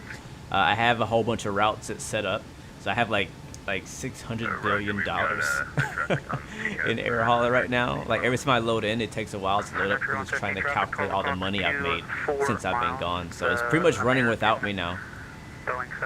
Which is one of my favorite things about Air Hauler, is being able to set up, basically an airline network and then hire pilots and let them make those pilots fly for you. So. What up, APD? Welcome to the stream. Cadge, welcome back, man. Yes, sir, you're actually out of my airspace now. You can monitor advisory. I appreciate the call. Yeah. I never got a chance to bring those Blue Arrow liveries into Microsoft. I didn't have the patience. Like with X-Plane, I figured out how to make liveries and for my favorite aircraft. And like the 737, loved that one. He did some for the private jets and some of the GA planes. And I think the 757 may have been the last. I think Aviation 360 made the 757 livery for us. And the same guy who makes the DCS liveries for us. But when I came to Microsoft, I was like, yeah, I want to make liveries I want to move them over to Microsoft Flight Sim. But the way that they organize their liveries and the way they're made over there, which is such a big learning curve, I just didn't have the time or the patience to really figure it out. And about a month ago, I thought about going back and figuring it out again, and I just didn't have the patience for it. I was like, nah. I was like, I'm gonna just maybe somebody else can help me with this, or I'll do it at some other time. I just was not in the mood for it. 1055, and I didn't. Also, your transponders on standby. Stackable Gold says 21 knot winds gusting 27 where you're at right now. Where are you at, Stackable Gold? Let's figure out what the weather is in Fort Lauderdale. That would be good to know. Let's see. Winds in Fort Lauderdale right now, guys, is 050 at 4. That's not too bad. Visibility is pretty good, 10 miles. Rain, broken at 2,000. Yeah, broken at 2,000. Broken at 3,500. Overcast at 7,000. So pretty low overcast clouds there. Temperature is 2.23. Altimeter 2,903. If you didn't know, guys, the closer that the air temperature and dew point are together, the most that's more likely to be like clouds and fog and rain. 1627, expect the ILS for 21 right. ILS 18 right, JetBlue 1527. For some reason, your Thrustmaster side stick doesn't work as a rudder. Do I know why this might be? X-Plane only. I don't. It should just work. You should be able to go in your X-Plane settings for mapping things, and then choose the twist axis, and map it to the rudder. It should just work. There's no reason why that shouldn't work. Is it like that on all planes, or is it just one particular plane? Oh, it might only be Zebo. Check your settings in Zebo. It could be something in the settings. I know that in the Zebo you can set the yaw access to be controlled by your your rudder or even the left and side roll of the joystick. So go through there and check out your ZBO settings in the actual EFB, not in X-Plane settings, and then see if that fixes it. HD Florida native says that it is very cloudy down in Florida right now, so this is very representing of what is in real life. That's pretty good. That's what I like to hear. Means that my weather system is doing the job. Let's check and make sure. ATC would obviously clear us. 116 in the minor space to the south. Miami's offline at our servers. That's our terminated. Change your advisor for XA's approved. Alright, over to advisory. Thank you very much for the ATC, JetBlue 116. Alright, over to Unicom. And our top of descent's coming up in about 80 miles. Hopefully that's legit. So it's a good time to go ahead and brief our arrival and approach into Fort Lauderdale. Let me get that set up for you guys. We're gonna open up, actually we're gonna do this first. We're gonna go here to our favorite cruising camera. I actually like this one here, or not this one, but the like a GoPro hanging out on the right window on the first officer side. That's pretty cool. So what we'll do is load up Sim Toolkit Pro, and we'll use the charts for Navigraph through there. So again, if you guys just joining us, this is what we're flying into. This is our situation right here. This is Florida. You can't even see the state of Florida. It's just covered in storms all the way from what's that, South Carolina, all the way down to Key West. Bahamas are getting it. A little bit of Cuba is getting it down here. Pretty nasty. Let's see. So we want to go down here, Navigraph, and this is our flight from yesterday. So we want to go to new flight from SimBrief, load in our flight from SimBrief, and then we really only care about the approach portion. So we'll click on Fort Lauderdale, open chart list, close that. Get our taxi chart first. We'll get our parking gate chart too. I do have an actual gate I'm expecting to park at. Remember, we're actually simulating a real-life JetBlue flight that's being flown in an E175. I can't remember the flight number. Did I turn off my laptop? Okay. It's JetBlue 6567. Is that right? Yeah, 567 is the flight number. We're parking at Gate Echo 6 in Fort Lauderdale. Alright, cool. So the approach is 28 right for us. And our star is Tiki 1. And here it is. So let's take a look at that. I am running Active Sky, actually. That's true. Yeah, Gio got to work in his nasty stuff. Alright, so here's CLEOO, which is our transition, where we're getting into the Hollywood International. I didn't know they called it Hollywood. That's cool. CLEOO. So there's no altitude restrictions until we get to Figna at 31,000 feet or below, and then Jasbo 280 knots at or above 27,000 feet, and then Dana at or below 26,000 and at or above 23,000 feet. Continue down to the Tiki at 12,000, Banty 250 knots, 11,000 feet or below, 10,000 feet or above, and then at 7,000. And let's see, for our approach for 28 left, 28 right, we're gonna want to catch. I'm trying to see which side I'm gonna be going to.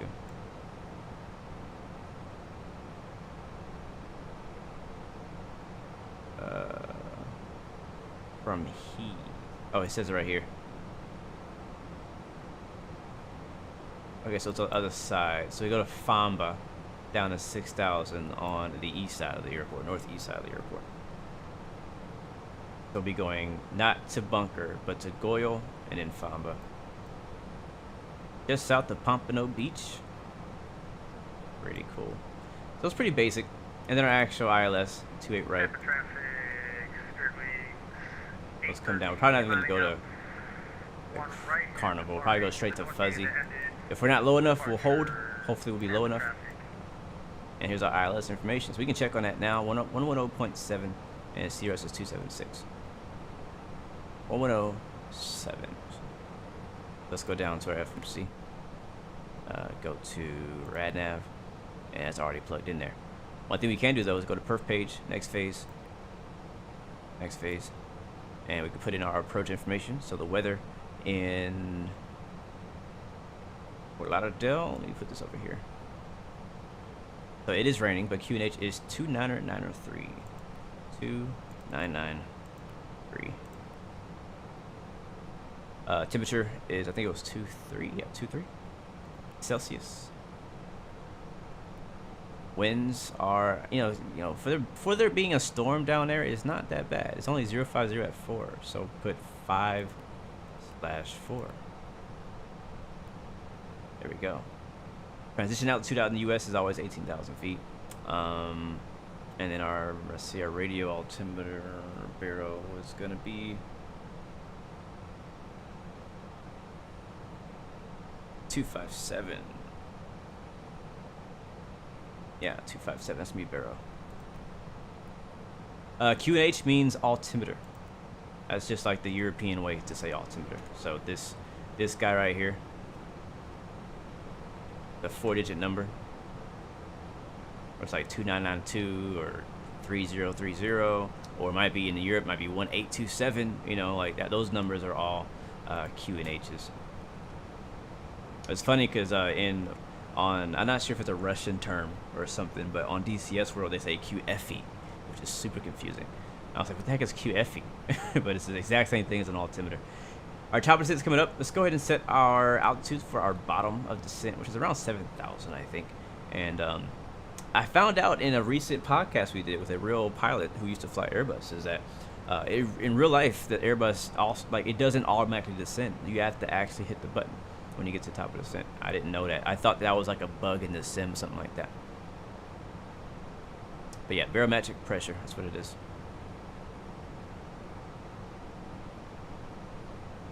Yeah, Active Sky still not available for Microsoft. I don't think we need it, to be honest.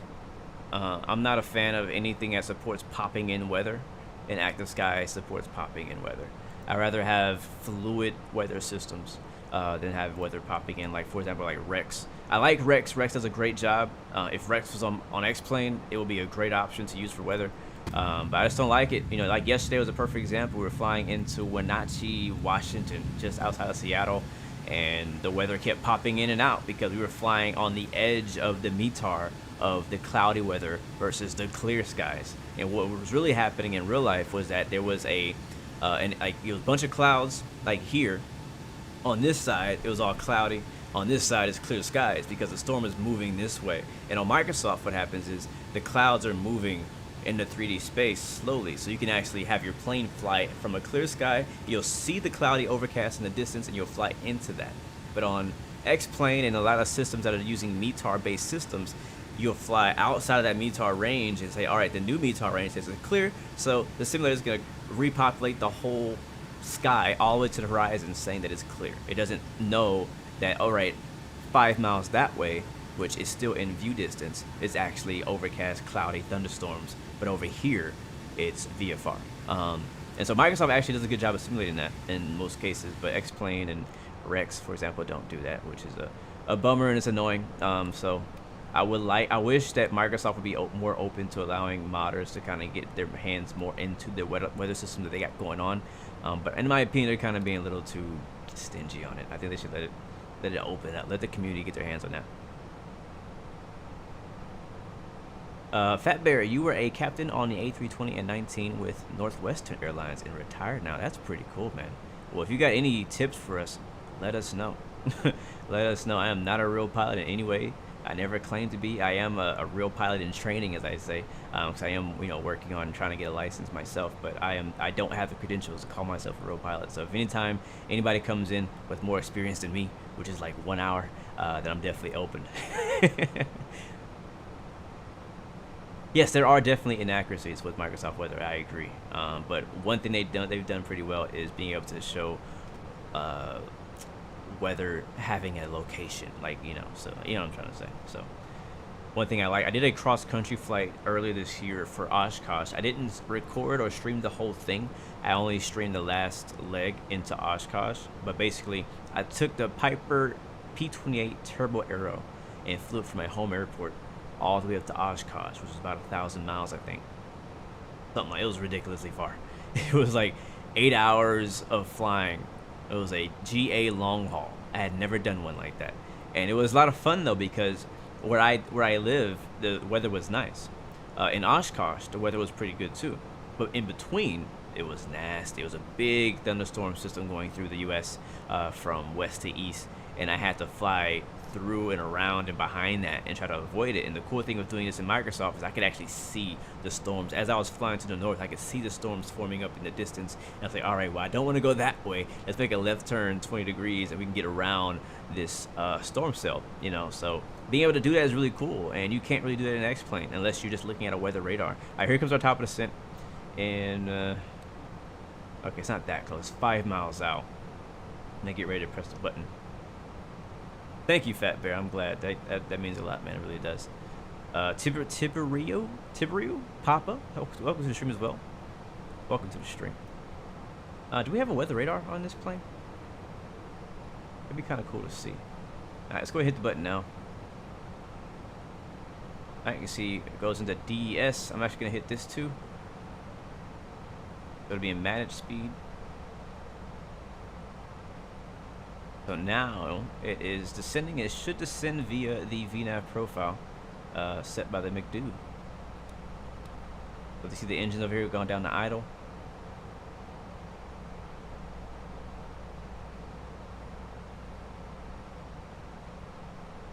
And we came in like right at red line, like I said, Mach point red line. So we were flying today. So we're a little bit fast on the descent. If we want to bring that down to like kind of like the recommended, we could hit our speed brakes here and get slowed down some more.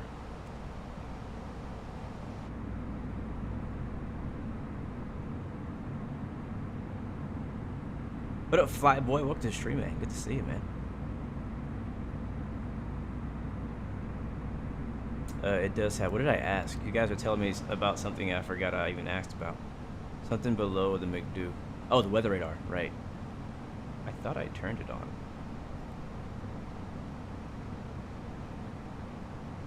Was that the button? Did I press the button just now?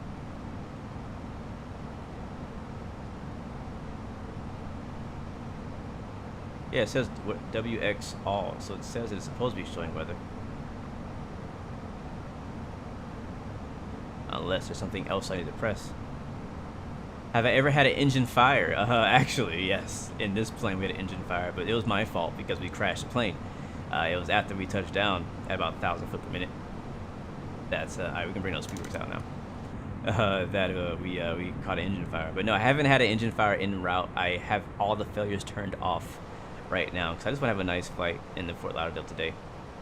But yes, you can actually simulate that. You can actually, you know, queue up a failure to happen at a certain point. Like you can say, hey, I want this engine to fail when I go above, I don't know, 5,000 RPM, if that's realistic, I don't know. Or you can say, in 15 minutes into my flight, I want my engine to fail. It's kind of fun, and I actually do want to do some stuff like that in the near future, where we start doing some failures, because I want to brush up on my skill. I don't want to say brush up. I want to learn, period, how to handle some of the failures that people could come in contact in real life. So you see that right there? You see how the weather just popped, and it came from like high overcast to like medium level overcast? We should have been able to fly into that. We should have been able to fly over the tops of the high overcast and then see that there was lower overcast. So man, it's just a pet peeve of mine, and I hate seeing it low like that. It's really annoying. We're just sitting though. We're looking good. We can kind of get a piece. So I'm actually not using True Earth Florida anymore. I'm actually now using V-States, because last time we attempted this flight, we flew from Georgia into Florida, and I had all these scenery from Orbit's True Earth, and it caused our sim to crash, and we had to reload and try it again. And I was like, you know what, let me just avoid all that. Thankfully, I already have V-States Florida from Vertical Sim, his free ortho for the entire state of Florida. I already had that installed, so I went ahead and activated that. And it looks pretty much like, probably just as good, honestly, as True Earth. The only biggest difference is that True Earth also gives you a lot of POIs, like points of interest, kind of like Microsoft does, as well as it kind of redoes some of the places the trees are. Vertical Sims is mainly just ortho imagery on the ground. He does have his own tree set too, but it looks pretty much just as good. I mean, you can't go wrong with either, but his is free. Which is better, Microsoft or X-Plane? Both. I like both, man. We kind of had a random failure happen to us a couple days ago in the Q400. It was actually ended up being my fault at the end of the day, but I didn't know it was my fault at the time.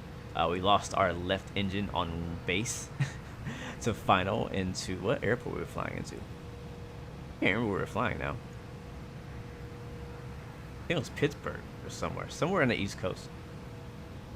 And I had to land the Q400 with one engine. That was not easy. Not easy at all. But I like random failures, so I just want to know. I want to be already like, I don't want to have a random failure and then not know what to do to fix it. You know what I'm saying? So I want to kind of learn what to do in certain failure scenarios, and then be like, all right, now I'm ready to handle this failure. I can turn on random failures for this to happen at some random time, and I have to go through the process of whatever it is. You know, whether it be an engine fire, put the engines out, APU fire, who knows? And maybe it's not a fire. Maybe it's a hydraulic problem, right? maybe the rudder breaks or something. You know, all kind of things can happen. It's not just engine fires. Yeah, I hope in X-Plane 12, I don't know. I think they did mention at Flight Sim Expo that they're changing the way they're doing weather, not only visually, but the way that weather is being drawn, like, is being simulated. Like, it's not just going to be like it is now, where it's all just METAR. Where you see the pop-in. I think we're not going to get the pop-in effect anymore, because I think now it's going to be a weather system flowing, living and breathing through the sim, and that you can see like Microsoft in the distance. So hopefully, it's what I thought I heard. It's what I thought I heard them say. But yeah. Slayer Gamer, welcome to the stream. Yes, it was the auto feather. Guys, never turn on auto feather in a turboprop, or specifically the Dash 8 on landing. It's only made for takeoff. That's it.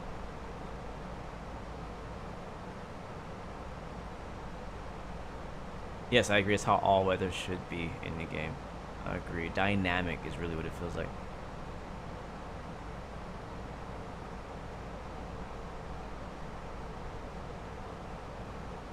All right, we're looking good though. We're descending into Fort Lauderdale, Florida. It's gonna be rainy down there, so we're expecting that.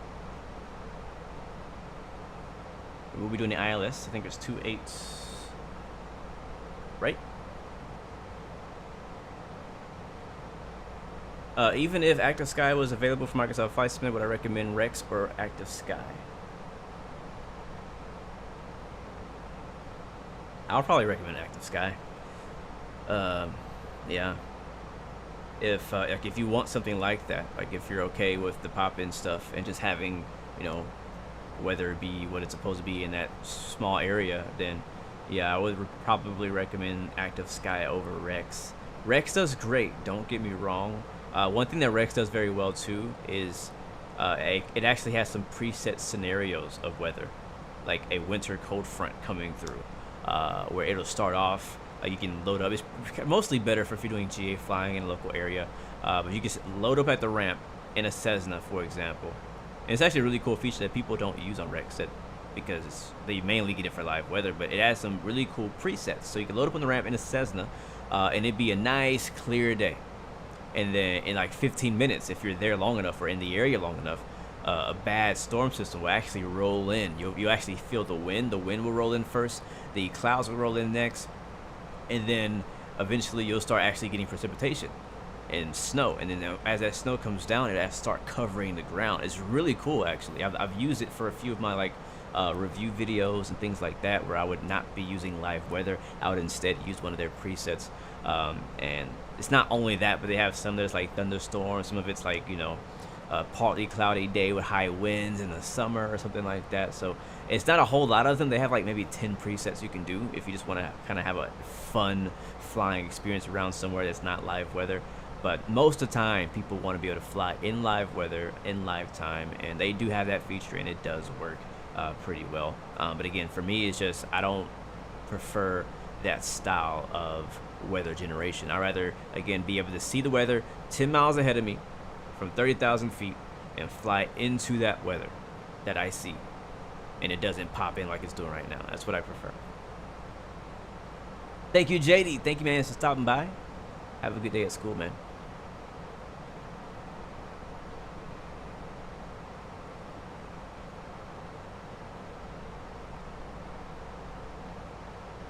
But yeah, I feel like active sky is definitely necessary for like X-plane, because what active sky is doing, if for you guys who may be new to the flight sim, so basically what you see right now is a plugin called Enhanced Skyscapes, and what that's doing is changing my sky color, and it's changing my cloud, the cloud textures, right? It's changing the visuals. What active sky does is what you can't actually see, but it's the product of what you see. Active sky is basically the wind. Enhanced skyscape is the trees blowing in the wind. You don't know the wind is there until you see the trees blowing in the wind. So active sky is actually telling enhanced skyscapes where to put the cloud levels, right? So enhanced skyscapes is putting the cloud levels at whatever it's like, 10,000 feet or so. Active sky is the one telling them to put them there. If it's raining, active sky is the one that says, hey, generate rain in this area. This is the temperature. Active sky sets the temperature. The wind's aloft. All that stuff is being set by active sky, and then enhanced skyscapes is just generating what that looks like in these places that it should be at. So that's what active sky does. I think that active sky might, oh wow, look at that, hop in. I think active sky might have its own clouds too. I've never used them myself, but I think they might have their own cloud replacement textures and stuff like that, but again, I've never used them, so I don't know. I've always used my own stuff. And get the arrival of my iPad, make sure we're flying this right. I think we're still good ATC wise. I don't think there's any ATC in the area. Yeah, we're good to go. We're almost there. We're about 10 minutes out, guys. And once that ends, I'm going to pick up my freaking FedEx package. And hopefully it's at Walgreens. So you guys cross your fingers and pray that my package is going to be at Walgreens when we finish the stream, because I'm heading over there right now. Oh, man. Can't believe FedEx ditched me. My package, man.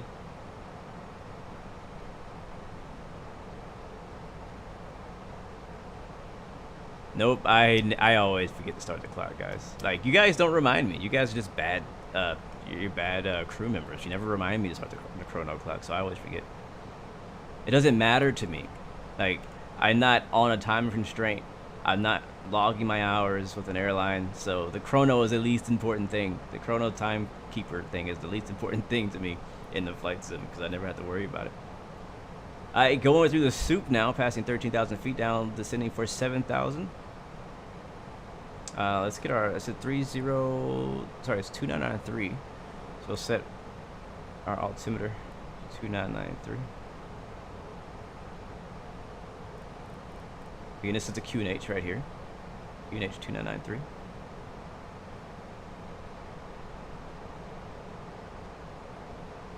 And I want to go to that beautiful, I love this view right here as you're flying through the clouds. Thanks for the reminder though, HD, I got it. The weather is working, it's just, it's updated. I think it updates like every 15 minutes or 10 minutes. So it's constantly updating where the clouds are, because the weather is actually rapidly changing in real life because there's a storm rolling through Florida. So the weather, the altitudes of clouds, our position as well is changing. So every, weather station that we're flying over is reporting a different cloud level and weather forecast. So we're flying through all of that, and that's what's causing us to see the weather popping in, because it's just updating. It's not actually broken. It's just the way it's set up to be. If you were to use default X-plane weather, you would have the exact same thing. It just wouldn't look as pretty. If you consider this to be pretty.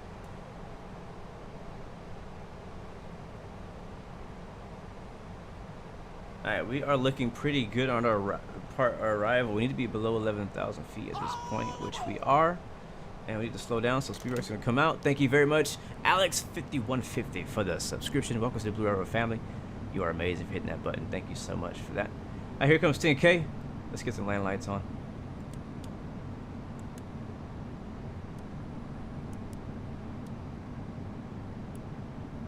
And we'll turn the sounds back up, and we'll enjoy the approach.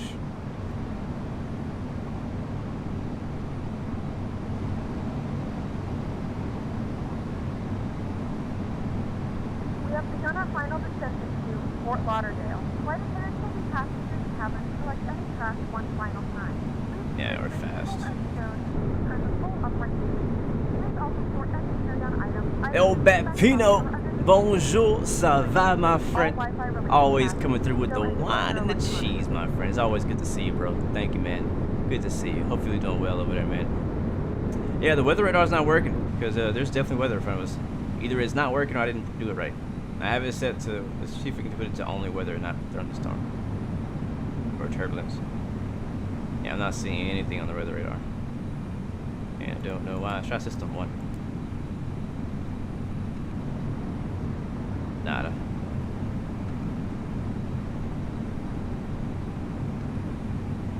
Alright, here comes 7,000. I'm actually going to change it to 6,000.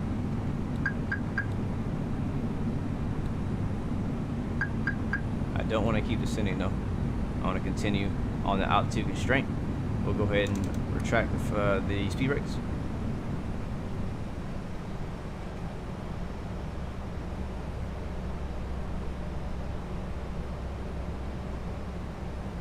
Ryan Ortega, what's up, man? Thanks for hanging out with us today, bro. Thank you so much. It's good to see you, though. Hope you're doing well. Set system 1 and set gain up. All right.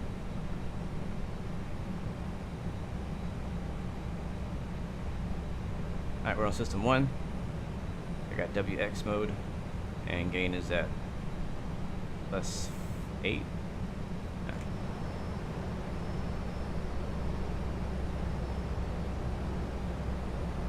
Still nothing. Oh, we do have rain. I can see it visually now.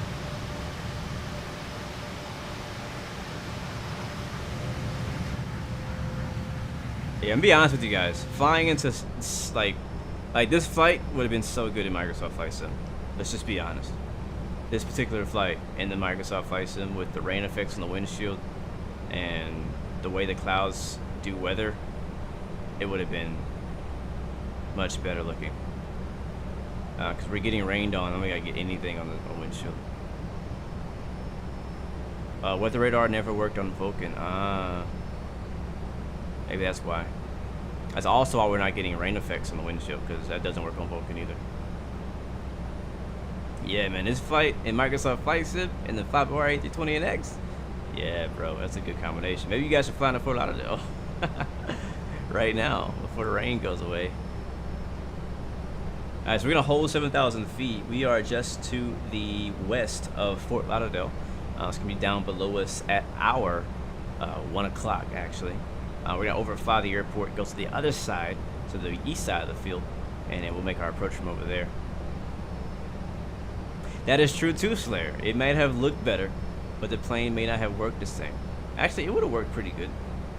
I wouldn't have done the VNAV descent thing, but it would have done a lot of other things right. The fly-by-wire A320 in particular is a very good plane.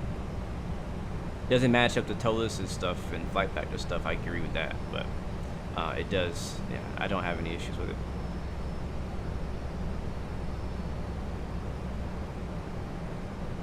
Stackable, you got class in 30 minutes and then it's off to the airport. Nice, nice. Yeah, I'm looking forward to flying Sunday night. I don't know if I'm gonna fly directly to Denver, if I'm gonna connect anywhere.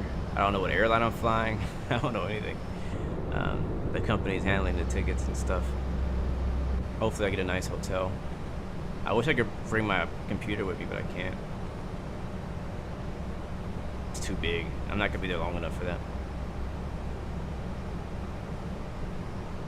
You know, it's not, you're not lying. When you fly an airliner and we're going kind of slow, aren't we? Is there a restriction of speed? Yeah, 250. How fast are we going? We can go faster than this. It feels like when you come from Microsoft to X-Plane, yeah, like when you give it to X-Plane, sorry, when you get to Microsoft, it feels like you're flying on easy mode. I agree with that. It's much easier to fly in Microsoft than X-Plane, which is why, and people kind of, debate with me, and I get it. When I tell people, like, when they're trying to get into they're trying to get into flight sim for the first time ever, and they have no flying experience, they don't know anything about flying or aviation, I always recommend them to Microsoft Flight Sim. I think that Microsoft does a better job of teaching you the basics of flying. They have all the training material in there. The planes are actually easier to fly, and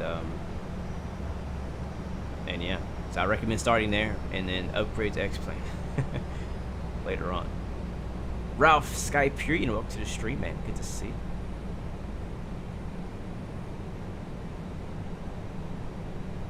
We're descending. Yes, we are. We should go down to 6,000 feet now. Airport is just below us here. Right over here.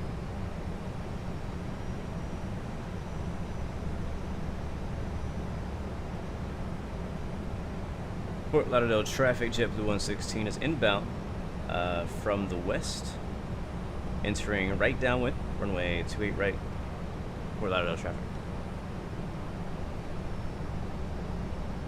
Robo says you can't wait for PMDG to drop the 737 so you can ditch Zibo. Well, I'm gonna tell you something. I don't know what PMDG has up their sleeves feature-wise for the 737, but it's gonna be real hard. It's gonna be real hard for PMDG to beat the Zibo 737. Even PMDG being PMDG, because if you look at the things right now, if you look at PMDG's current 737 lineup, it's actually not better than Zibo.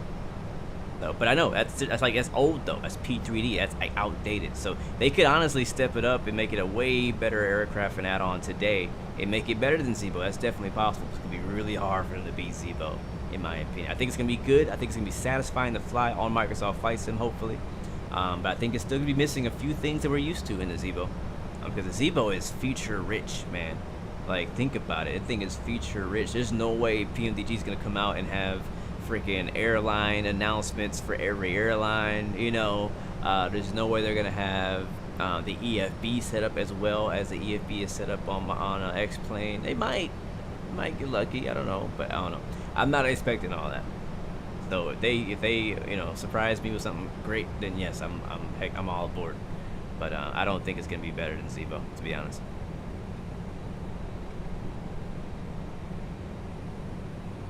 Yeah, I think Zibo will still win that battle. But I think it's gonna be beautiful. We already seen screenshots of the exterior model. It's gonna be a great looking plane. It's gonna, you know, it's gonna be good. Don't get me wrong. It's gonna be really good. It's just Zibo is set a high bar for a 737 simulation. I'm curious to know what the sounds are gonna be like, because it's gonna be hard to beat the sounds of the Zibo 737, because that sounds like the real freaking thing. You know, all the way down to the passenger chatter going on in the back, right? Like every little thing, like all of that stuff are part of the reasons why we love Zibo so much, because it gives you the most authentic airline flying experience than any other add-on exists for Flight Sim, period. So yeah, it's gonna be tough. Now it could grow into it. It might start out, you know, a really good PMDG, and we could get some third-party mods who add more things on top of that, or maybe PMDG can make it better in the future. But I don't think on release PMDG is gonna be better than Zibo. It's actually funny that this is our first time I've actually thought about comparing PMDG 737 to the Zibo one and how it's gonna be in Microsoft Flight Sim.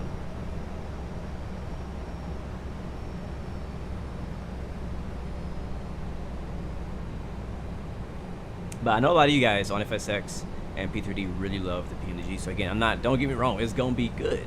I'm just saying, like, we really are spoiled by Zibo, and we compare a lot of things to Zibo. So I was gonna say, set your expectations now, and don't expect a Zibo quality Boeing 737 for Microsoft Flight Sim for a while, even after PMDG drops it. Don't expect that. Like, maybe set your bar at where PMDG is right now on FSX and P3D. Set the bar there for PMDG. Don't set it at Zibo. Us X-plane people who've never flown P3D or PMDG, like, we don't know. All we have to compare is Zibo. But we gotta kind of lower our expectation. Like, all right, PMDG is their own thing, and they're gonna do their thing.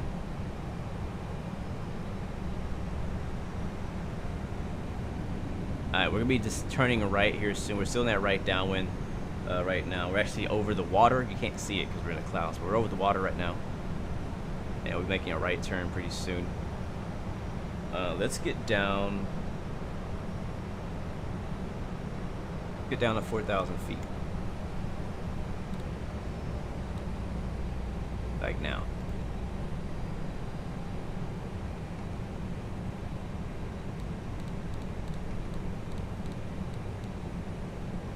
And we'll slow down.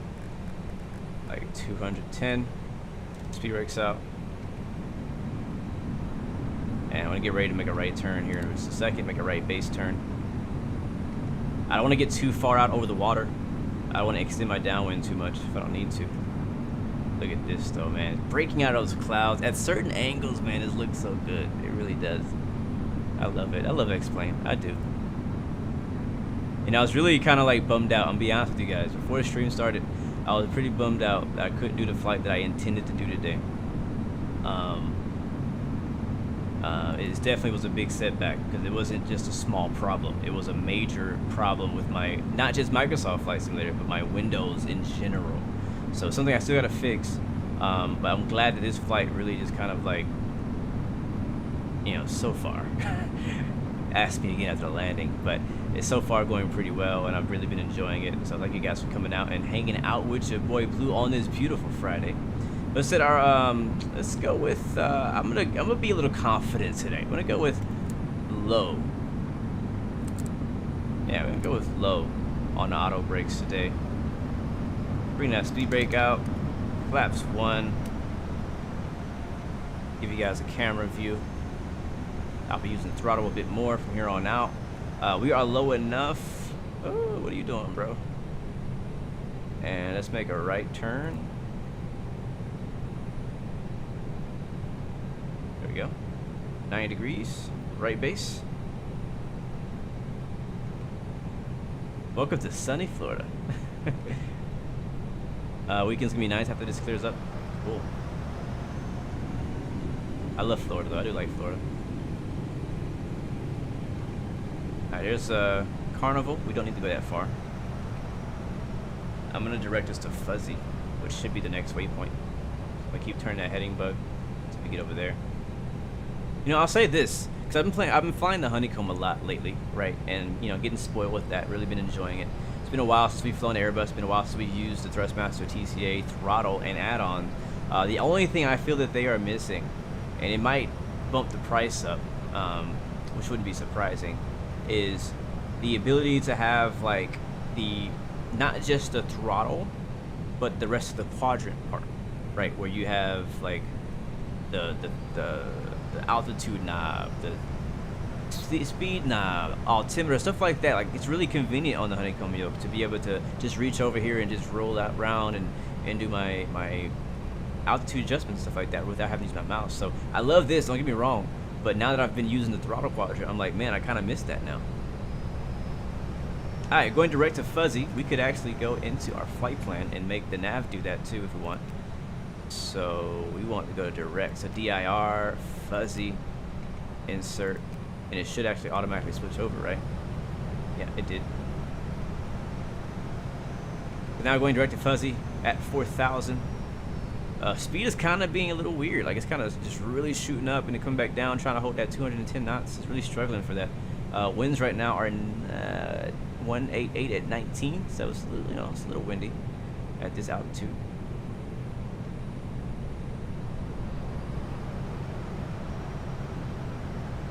Just remember to touch down a bit harder than normal to break through the water. Oh, I can do that. I can do that. I can do wet runway landings. That's like every day. What's that, 500 FPS? I'm just kidding. Do I think after the interview with Ramses from Flight Factor that the 777 V2 will be better than the PMDG? Oh, that's a good question too, Nevada Rocks. We need to have a whole episode on that. I don't know. Yeah, I really don't know. Hold on, let me make a call real quick. Fort Lauderdale traffic, JetBlue 116 is right base to final. Runway 28 right, Fort Lauderdale.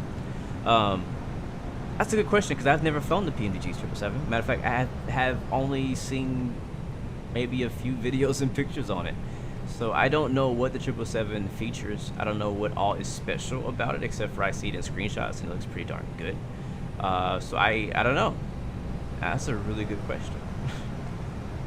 Alright guys, pilots, co-pilots, am I missing anything? We got our land lights on, strobe lights are already on. APU's off. Seatbelt signs are on. We'll arm our speed brakes, hopefully we don't need them. Get slowed down even more here. good. Wait a check. No, that's clear. Thanks. Alright, let's turn ATC, or not ATC, let's turn And Unicom. that's 958 on a 60-mile final for runway 10 right, ILS. He's on 10 right, 16 miles. How far are we? Oh, he must be right behind us. For 3 minutes of 3 miles. Wait, he's at 10 right? 1 2 final. Uh-oh. That's the other side. Yeah, it is. He's landing 10 right, we're landing 28 right. Without all traffic, JetBlue 116 is 10 mile final, runway 28 right. Fort Lauderdale. Hopefully we're not too high. We need to watch our... Oh shoot, we already busted through the freaking glide slope. Serious. We should take over. We should fly. Let's fly the plane. We should fly now, or we're gonna have to go around. My aircraft descending. Let's do this, guys. And I am gonna use STRIX.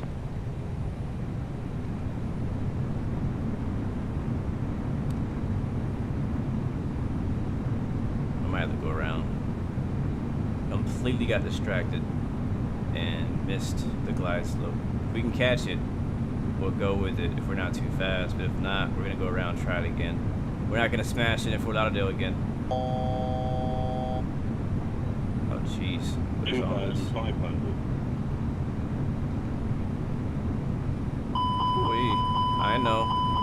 I know. 2,000. I know. Alright, here comes the glide slope. Where's the airport? Sync rate. Oh, it's over there. Sync rate. Okay. Sync Yeah, we got this. Terrain. Alright, ignore all that would just happen. We're okay. Terrain. Pacific, Delta 43 minutes of runway 10. We're gonna save it. Terrain. Maybe. Terrain. Yeah, I don't know. I think we should go around. Terrain.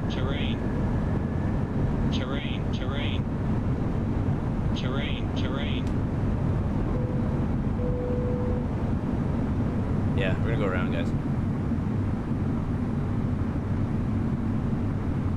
Fort Lauderdale traffic, JetBlue 116, 28 right, short final, going around. Fort Lauderdale. Too low. Terrain. 500. 400. 100 above. Don't sink. 300. Don't sink. Minimum. Don't sink. Yeah, we're not doing that again today, Don't guys. sink. Too low. Terrain. Too low. Terrain. Lauderdale traffic, Too low, NASA terrain. 958, 7-mile final, runway 10 right on the ILS. Too low. Terrain. Now, we'll put back around to the right. Yeah, GPWS is pissed. It's upset. It's like, what are you doing, bro? Alright, engines are healthy. Just checking on that. I have the controls. I'm gonna go back in for another attempt, make right traffic. And I can go too high.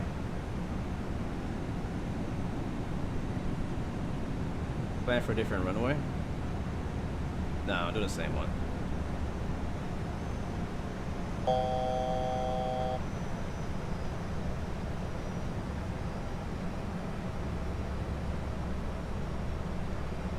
Alright, so we're cleaned up, gears up, flaps up. Not sure what my Fort scores are. Lauderdale traffic, American 1521, right downwind for 28 right. Alright, he's on 2 right as well. Right downwind, he should be right ahead of us. We'll follow him in.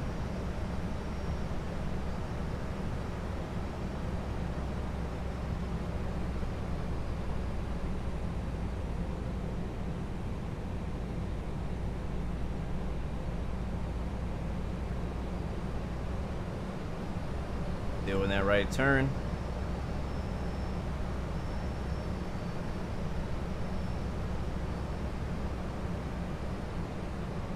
Yeah, I'll land with a tailwind, I don't mind. For convenience. We'll go with about 2,000 feet and we'll hang out there. We're taking the scenic approach. The, what do you call that beach? I had a Pompano Beach visual.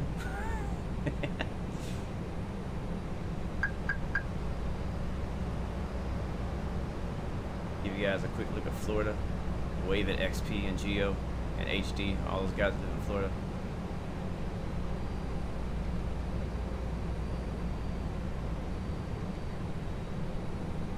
Just in time, Smith Aviator. We just went around just for you, bro. Just for you. Wind is pretty calm though in Fort Lauderdale, so should make a big difference.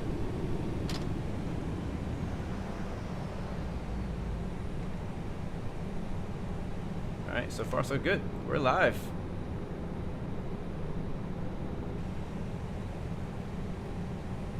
Fort Lauderdale traffic right downwind, runway 28 right.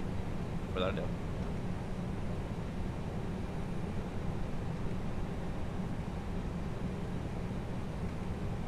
That sucked. You started up, taxied on the ground, and for an hour got in the air and had your sim crash 3 minutes into the flight. That is the worst, bro.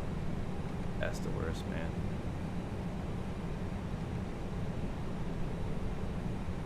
Alright, still right downwind. We have the airport. Clear the active crossing.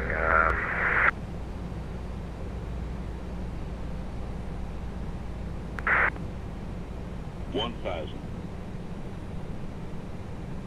So we do know that there's I don't know if he's still there, but I heard traffic on a right downwind to a right. So I'm listening to hear him make his base turn so that we can follow behind him. I heard somebody else clear the active, but I don't think that was the same guy. And we're actually Too low. Terrain. Yeah, why are we falling? Fort Lauderdale traffic, Too low. American Terrain. 1521 turning base, we're on a left downwind correction for 28 right. Too low. Terrain. There it is. He said left downwind though. We must be on the other side. Too low. Terrain. We are actually low, so he's not lying. I'm trying to stay below these clouds. Too low. Terrain. Too low. Terrain. Shut up. Can I turn it off? Too low. Terrain. Other button. Too low. Terrain.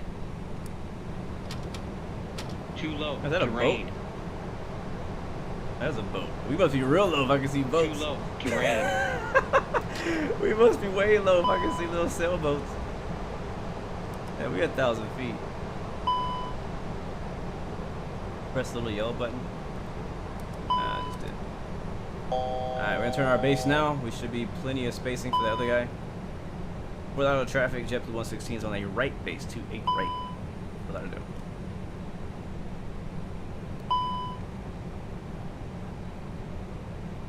Shut up, man. I'm getting all the horns, man. Airbus don't like you flying by Fort Lauderdale hand. traffic, American 1521 turning final for 28 right. Alright, so we got our approach mode armed. We're not going to use it. We're just going to have it for guidance. That's all. Other than that, we are trying to maintain just under 2,000 feet. Flying completely by hand. And I'm going to pay attention this time because last time we weren't paying attention and we missed the glide slope, and that's what caused us to go around. Pilot incompetence.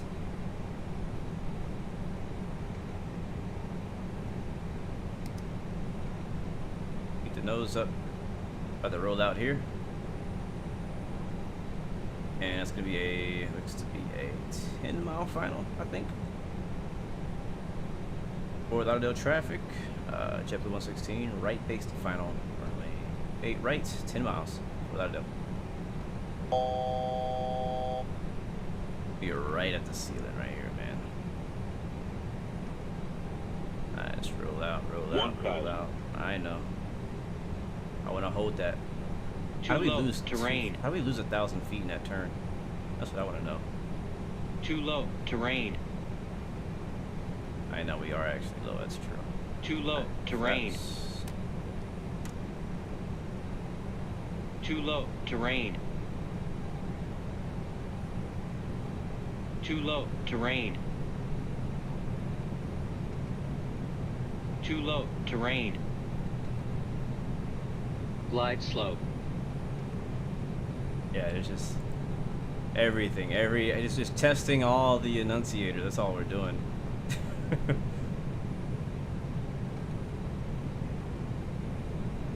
Alright, we're still low.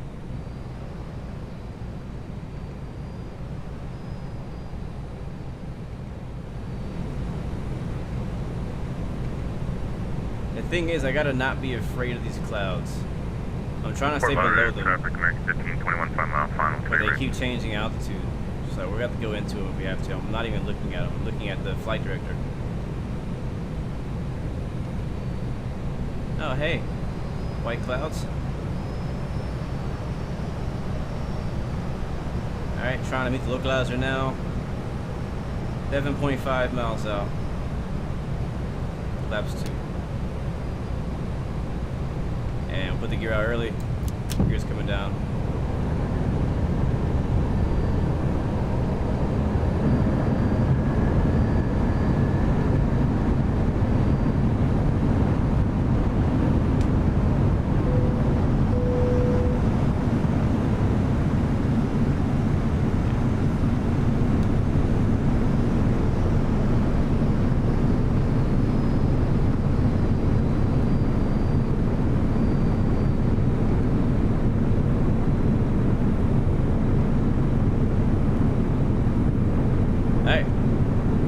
Traffic, JetBlue 116, short final runway. Sink. Right. Don't sink. Don't sink. Shut up. Don't sink. I'm on the freaking glide slope. Don't sink. Like, don't sink. Come on, bro. Speed. What do you mean? Speed. Don't sink. Speed. Don't sink. Glide slow. Speed. 500. Speed. Glide slow. 400. Glide slow. 100 above. Glide slow. JetBlue 116, you may have to go on the gas. There's traffic legal right. Glide slow. Oh no, somebody's on the runway. Minimum. Glide slow. 200. Glide slow. Now we're clear to be ready to make it 15 final. Glide slow. 100. 50, 40, 30, 20, retard, 10, retard, 5.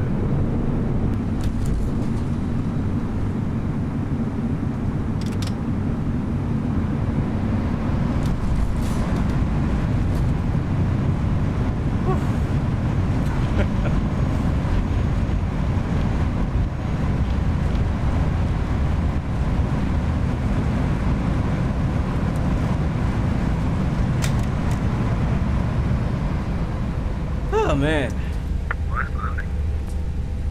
I had to block out all the freaking noises. Freaking everybody and their mama yelling at me, speed, Ladies and gentlemen, terrain. welcome to Fort Lauderdale. Jesus The Christ. local time is 1:29 p.m. and it's currently about 73 degrees Fahrenheit. You can now use your mobile devices. Please remain seated until the aircraft has come to a complete stop and the seatbelt sign is turned off. Remember to use caution when opening the overhead bins as items may have shifted during the flight. If this is your final destination, we thank you for flying with us. If you're making a connection, we encourage you to check your itinerary to Ladies and gentlemen, welcome to Fort Lauderdale, Florida. Big shout out to all my Florida fam out there. Jorge, thank you for the subscription. Welcome to the Blu-ray family. I had to work for that one. And here comes Fort Lauderdale ground on 121.4.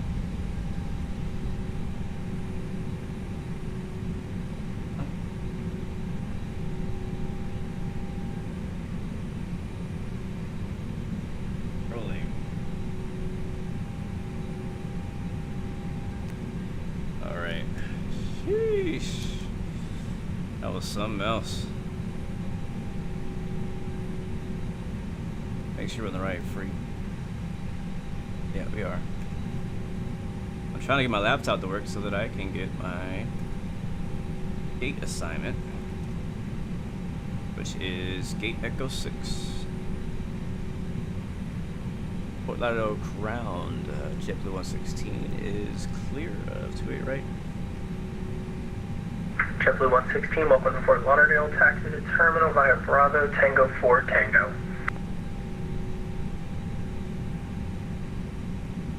Alright, Bravo Tango Tango 4 Tango, JetBlue 116.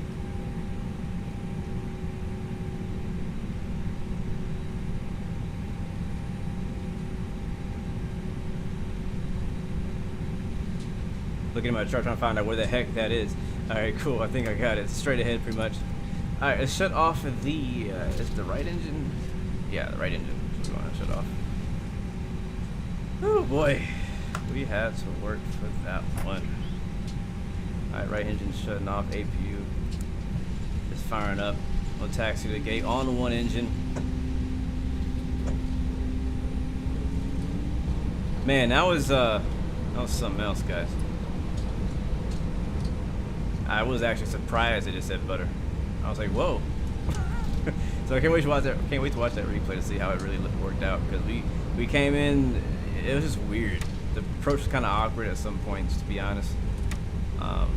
We got low, we got slow actually. We got slow first, and then we got low. That's why I was saying speed, because I was getting too slow. So I gave it some more power, but I tried to give it too much power because you get that big balloon effect when you give it just when you kind of overreact, give it too much power. Done that way too many times in the past, so I tried not to do that. And then just tried to kind of like manage the speed on the way down. That's really all it was. And block out the voices, the noises.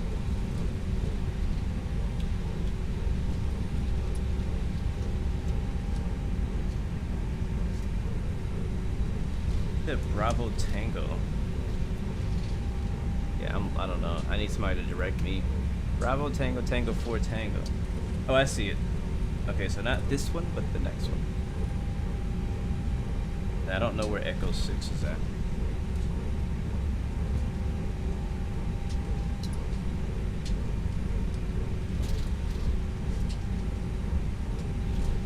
Oh, I know where it's at now.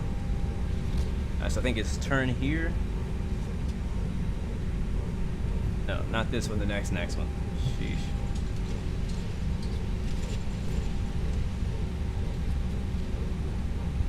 Can you have my graphic settings? I'll show you when we park. Before we do our replay. Alright, here's our turn. I'll turn the land lights off. Hold on, we need to make a right turn here too. Landing lights come off. Leave that on. We'll leave the runway turn off, the taxi lights on. We'll turn off the strobe and we'll turn off the wing light. Everything else we'll leave on. We need to make a right turn here on Tango to our gate.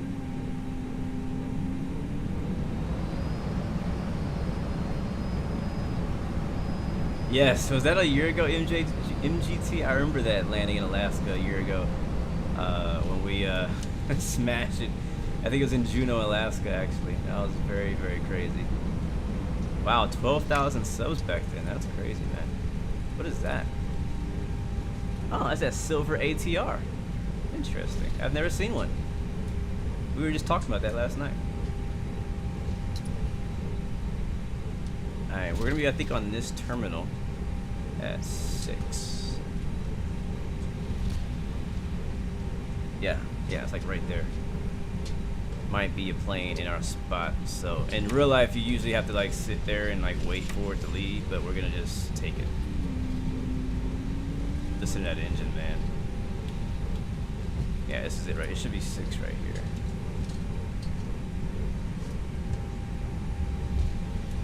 That's 8 and 6 right there. Alright, so turn off the taxi light. Don't blind the marshaller. And this is our spot.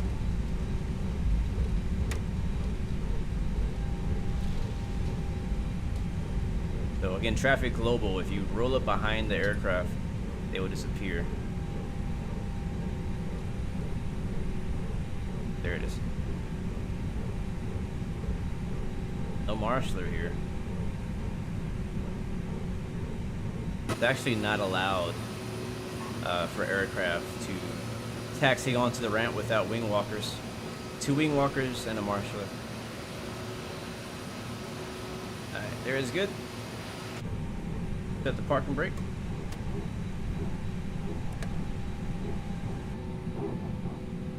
That dog is barking again. And I'll shut the other engine. Ladies and gentlemen, seatbelt sounds coming off. You are free to get your baggage and stuff like that. Be careful because things might have shifted during our go around.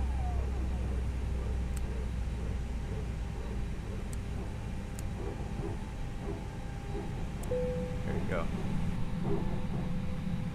I can actually I feel like I can feel the, you know, when you're in an A320 or Airbus and you hear that arc, you actually feel it in the seat. All right, we're good to go. We can go ahead and disconnect. Thank you, Fort Lauderdale Ground, for the ATC, and we'll catch you next time. I'm disconnect from VATSIM now. Thank you guys who flew with us today. It was definitely a pleasure to have you guys with us. So thank you so much. SimToolKit Pro gave us a landing rating of 165. I will definitely log that one. I'll take it.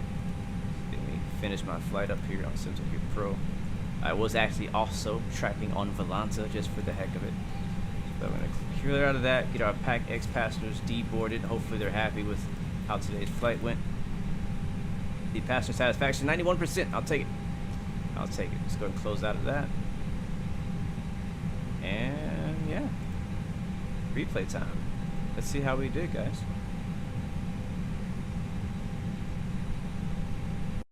Oh wait, I was going to show you my settings. Let's do that real quick.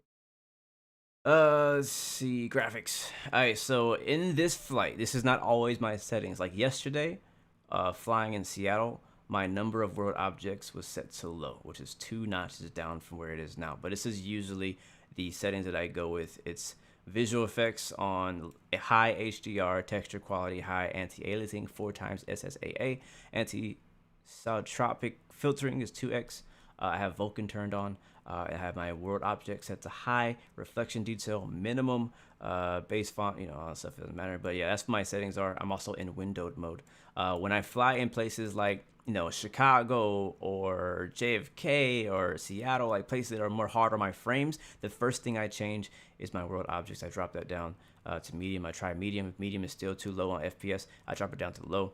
And if I have to, I'll have to bring the texture quality down next, or the visual effects. So that's usually what my settings are. So let's hop back in and we'll watch our replay. That's good.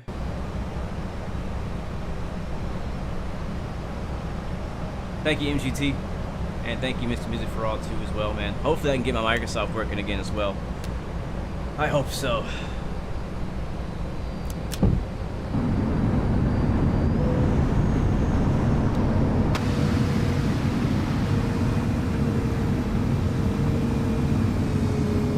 It's right here. You can see we're getting low.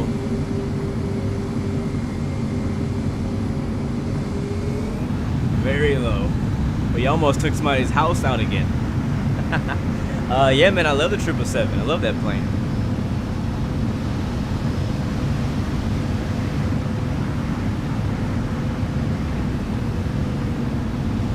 Real low over the highway.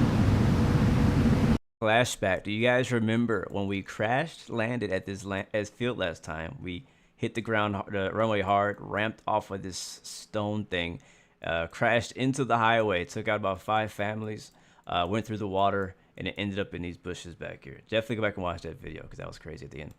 We got Carnival Cruise Lines back there too. It's pretty cool.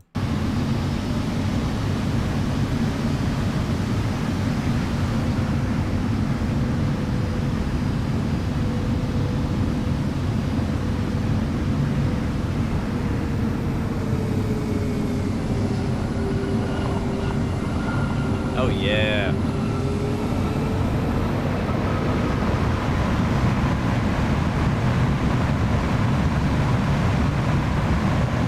So the water effects are kind of causing some visual glitches. That's why you're seeing like tire smoke the whole way. But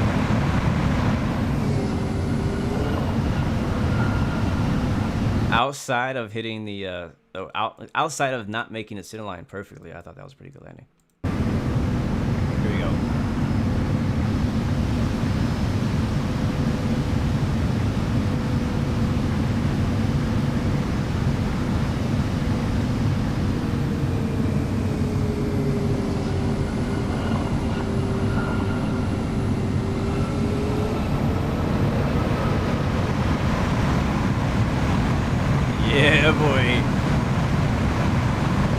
love how you can see the water effect.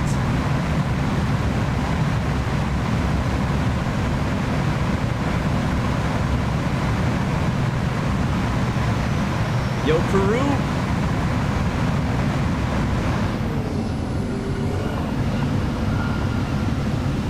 Yo, Peru says that he finally got him a 1080. He's ready to go flying with us. That sounds amazing, man. Let's do it.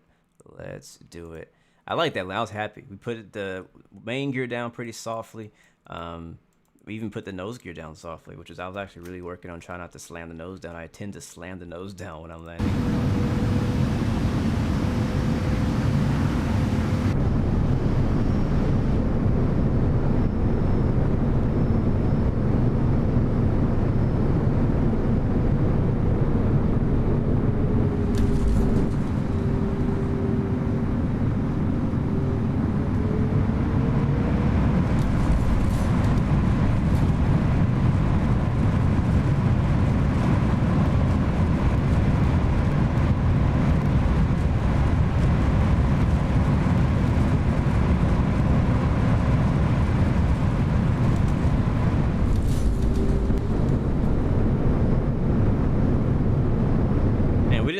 We landed within the limits of the touchdown zone. I was like right at the end of the touchdown zone that we landed at too. Watch one more time from the outside, and we'll catch the interior wing view and then a flyby view.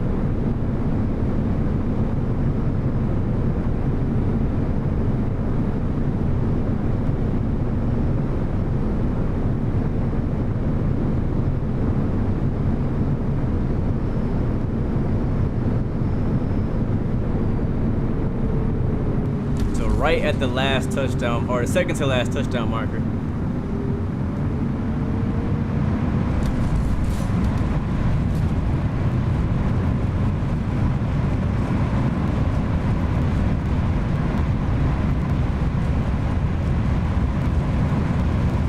Alright, let's get some wing views, man.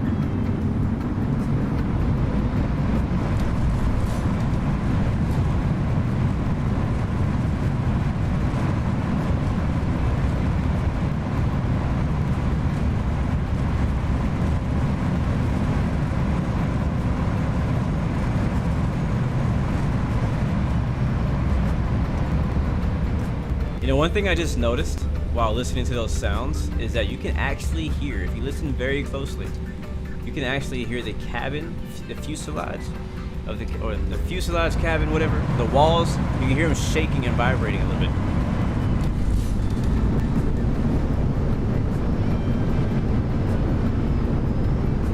It's very low, like underlying sound, but one thing I noticed last time I was flying in real life, in the passenger cabin, was when the reversers kick in, like the freaking cabin just shakes and rumbles, and something I never really got to experience in the flight sim, and not even the sound. So I'm actually hearing it in this sound pack. It's not like really prominent when you're sitting right next to the the window. You hear it, like it's all you hear almost, but so it's not. I won't say it's not loud enough, but yeah. Left wing view into Fort Lauderdale. You can see Miami City downtown over there in the distance.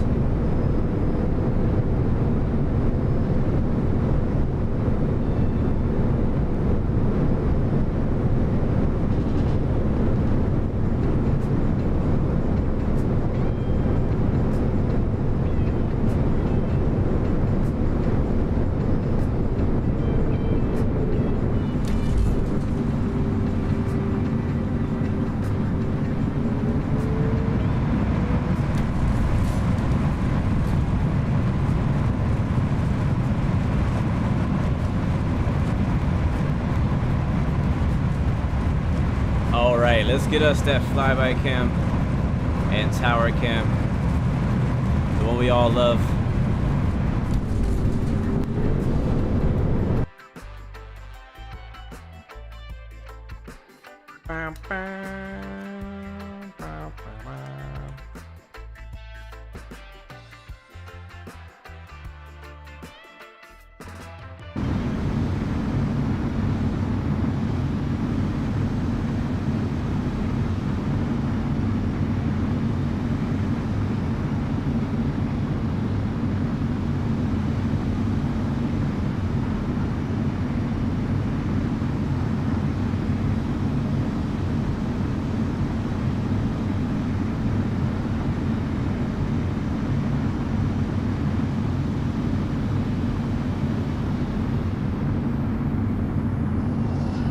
Come on, got me out here looking like a professional.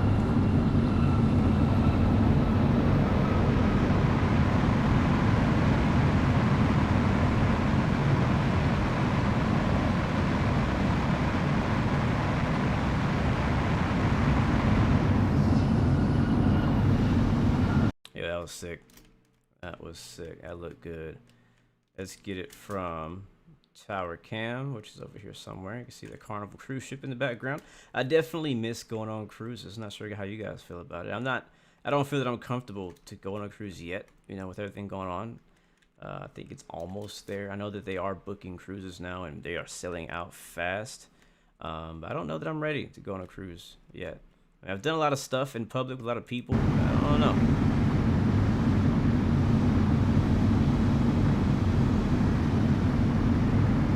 JetBlue 321 tower cam.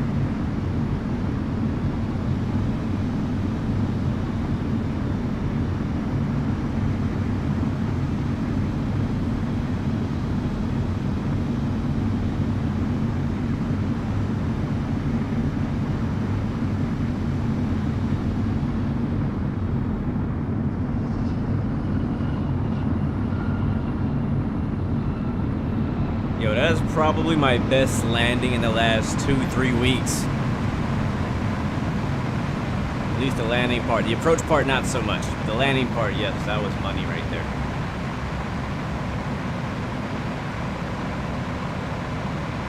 You know what's so funny? Yesterday we had a horrible landing for our first leg, and I was talking about how, like, whenever you have a bad landing, you watch the replay like 1 or 2 times and you're done. You move on, you go do another flight, or you go do something else. But when you have what you think is a solid, good flight, you watch the replay like 10 times. So I'm gonna watch it from that view one more time. I love that view so much. Moving farther out.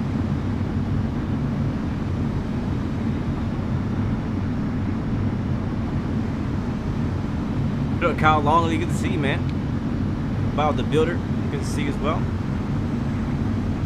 This is redemption, guys. Last time we were at this airport in this plane, we smashed it on the ground, blew the tires, knocked the engines off the wings. I got cut on fire, ended up in the bushes. So this is just definitely an upgrade from that.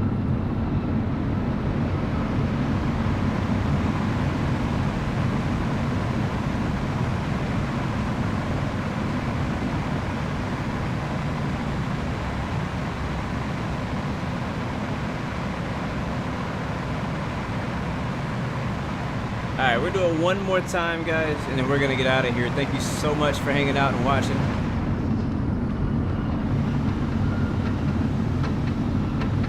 And this time, we're watching from the threshold camera. By the way, I like this airport a lot. I want to fly here more often, but I want to fly to places that are not just Atlanta, as we mentioned in our stream last night. Kick it from right around here.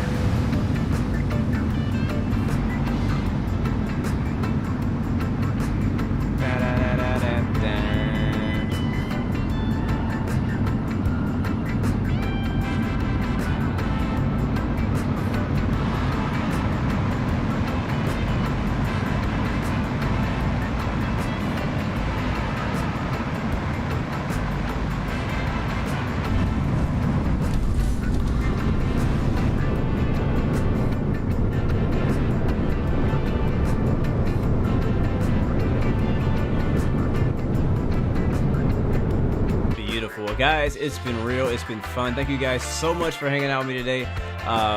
This wing view is for you guys. Thank you so much for chilling and flying with me, supporting the streams. I will be back next week. It'll be later in the week because I will be going out of town at the beginning of the week.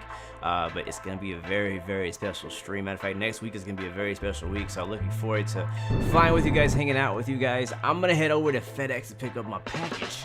And you guys enjoy the wing view one last time before we bounce. But thank you guys so much for watching. Remember, you have 3 choices. Give up, give in. Hold on. There it is. Remember, you have 3 choices. Give up, give in, and give it all you got. Peace, love, and God bless you. I'll see you guys next time.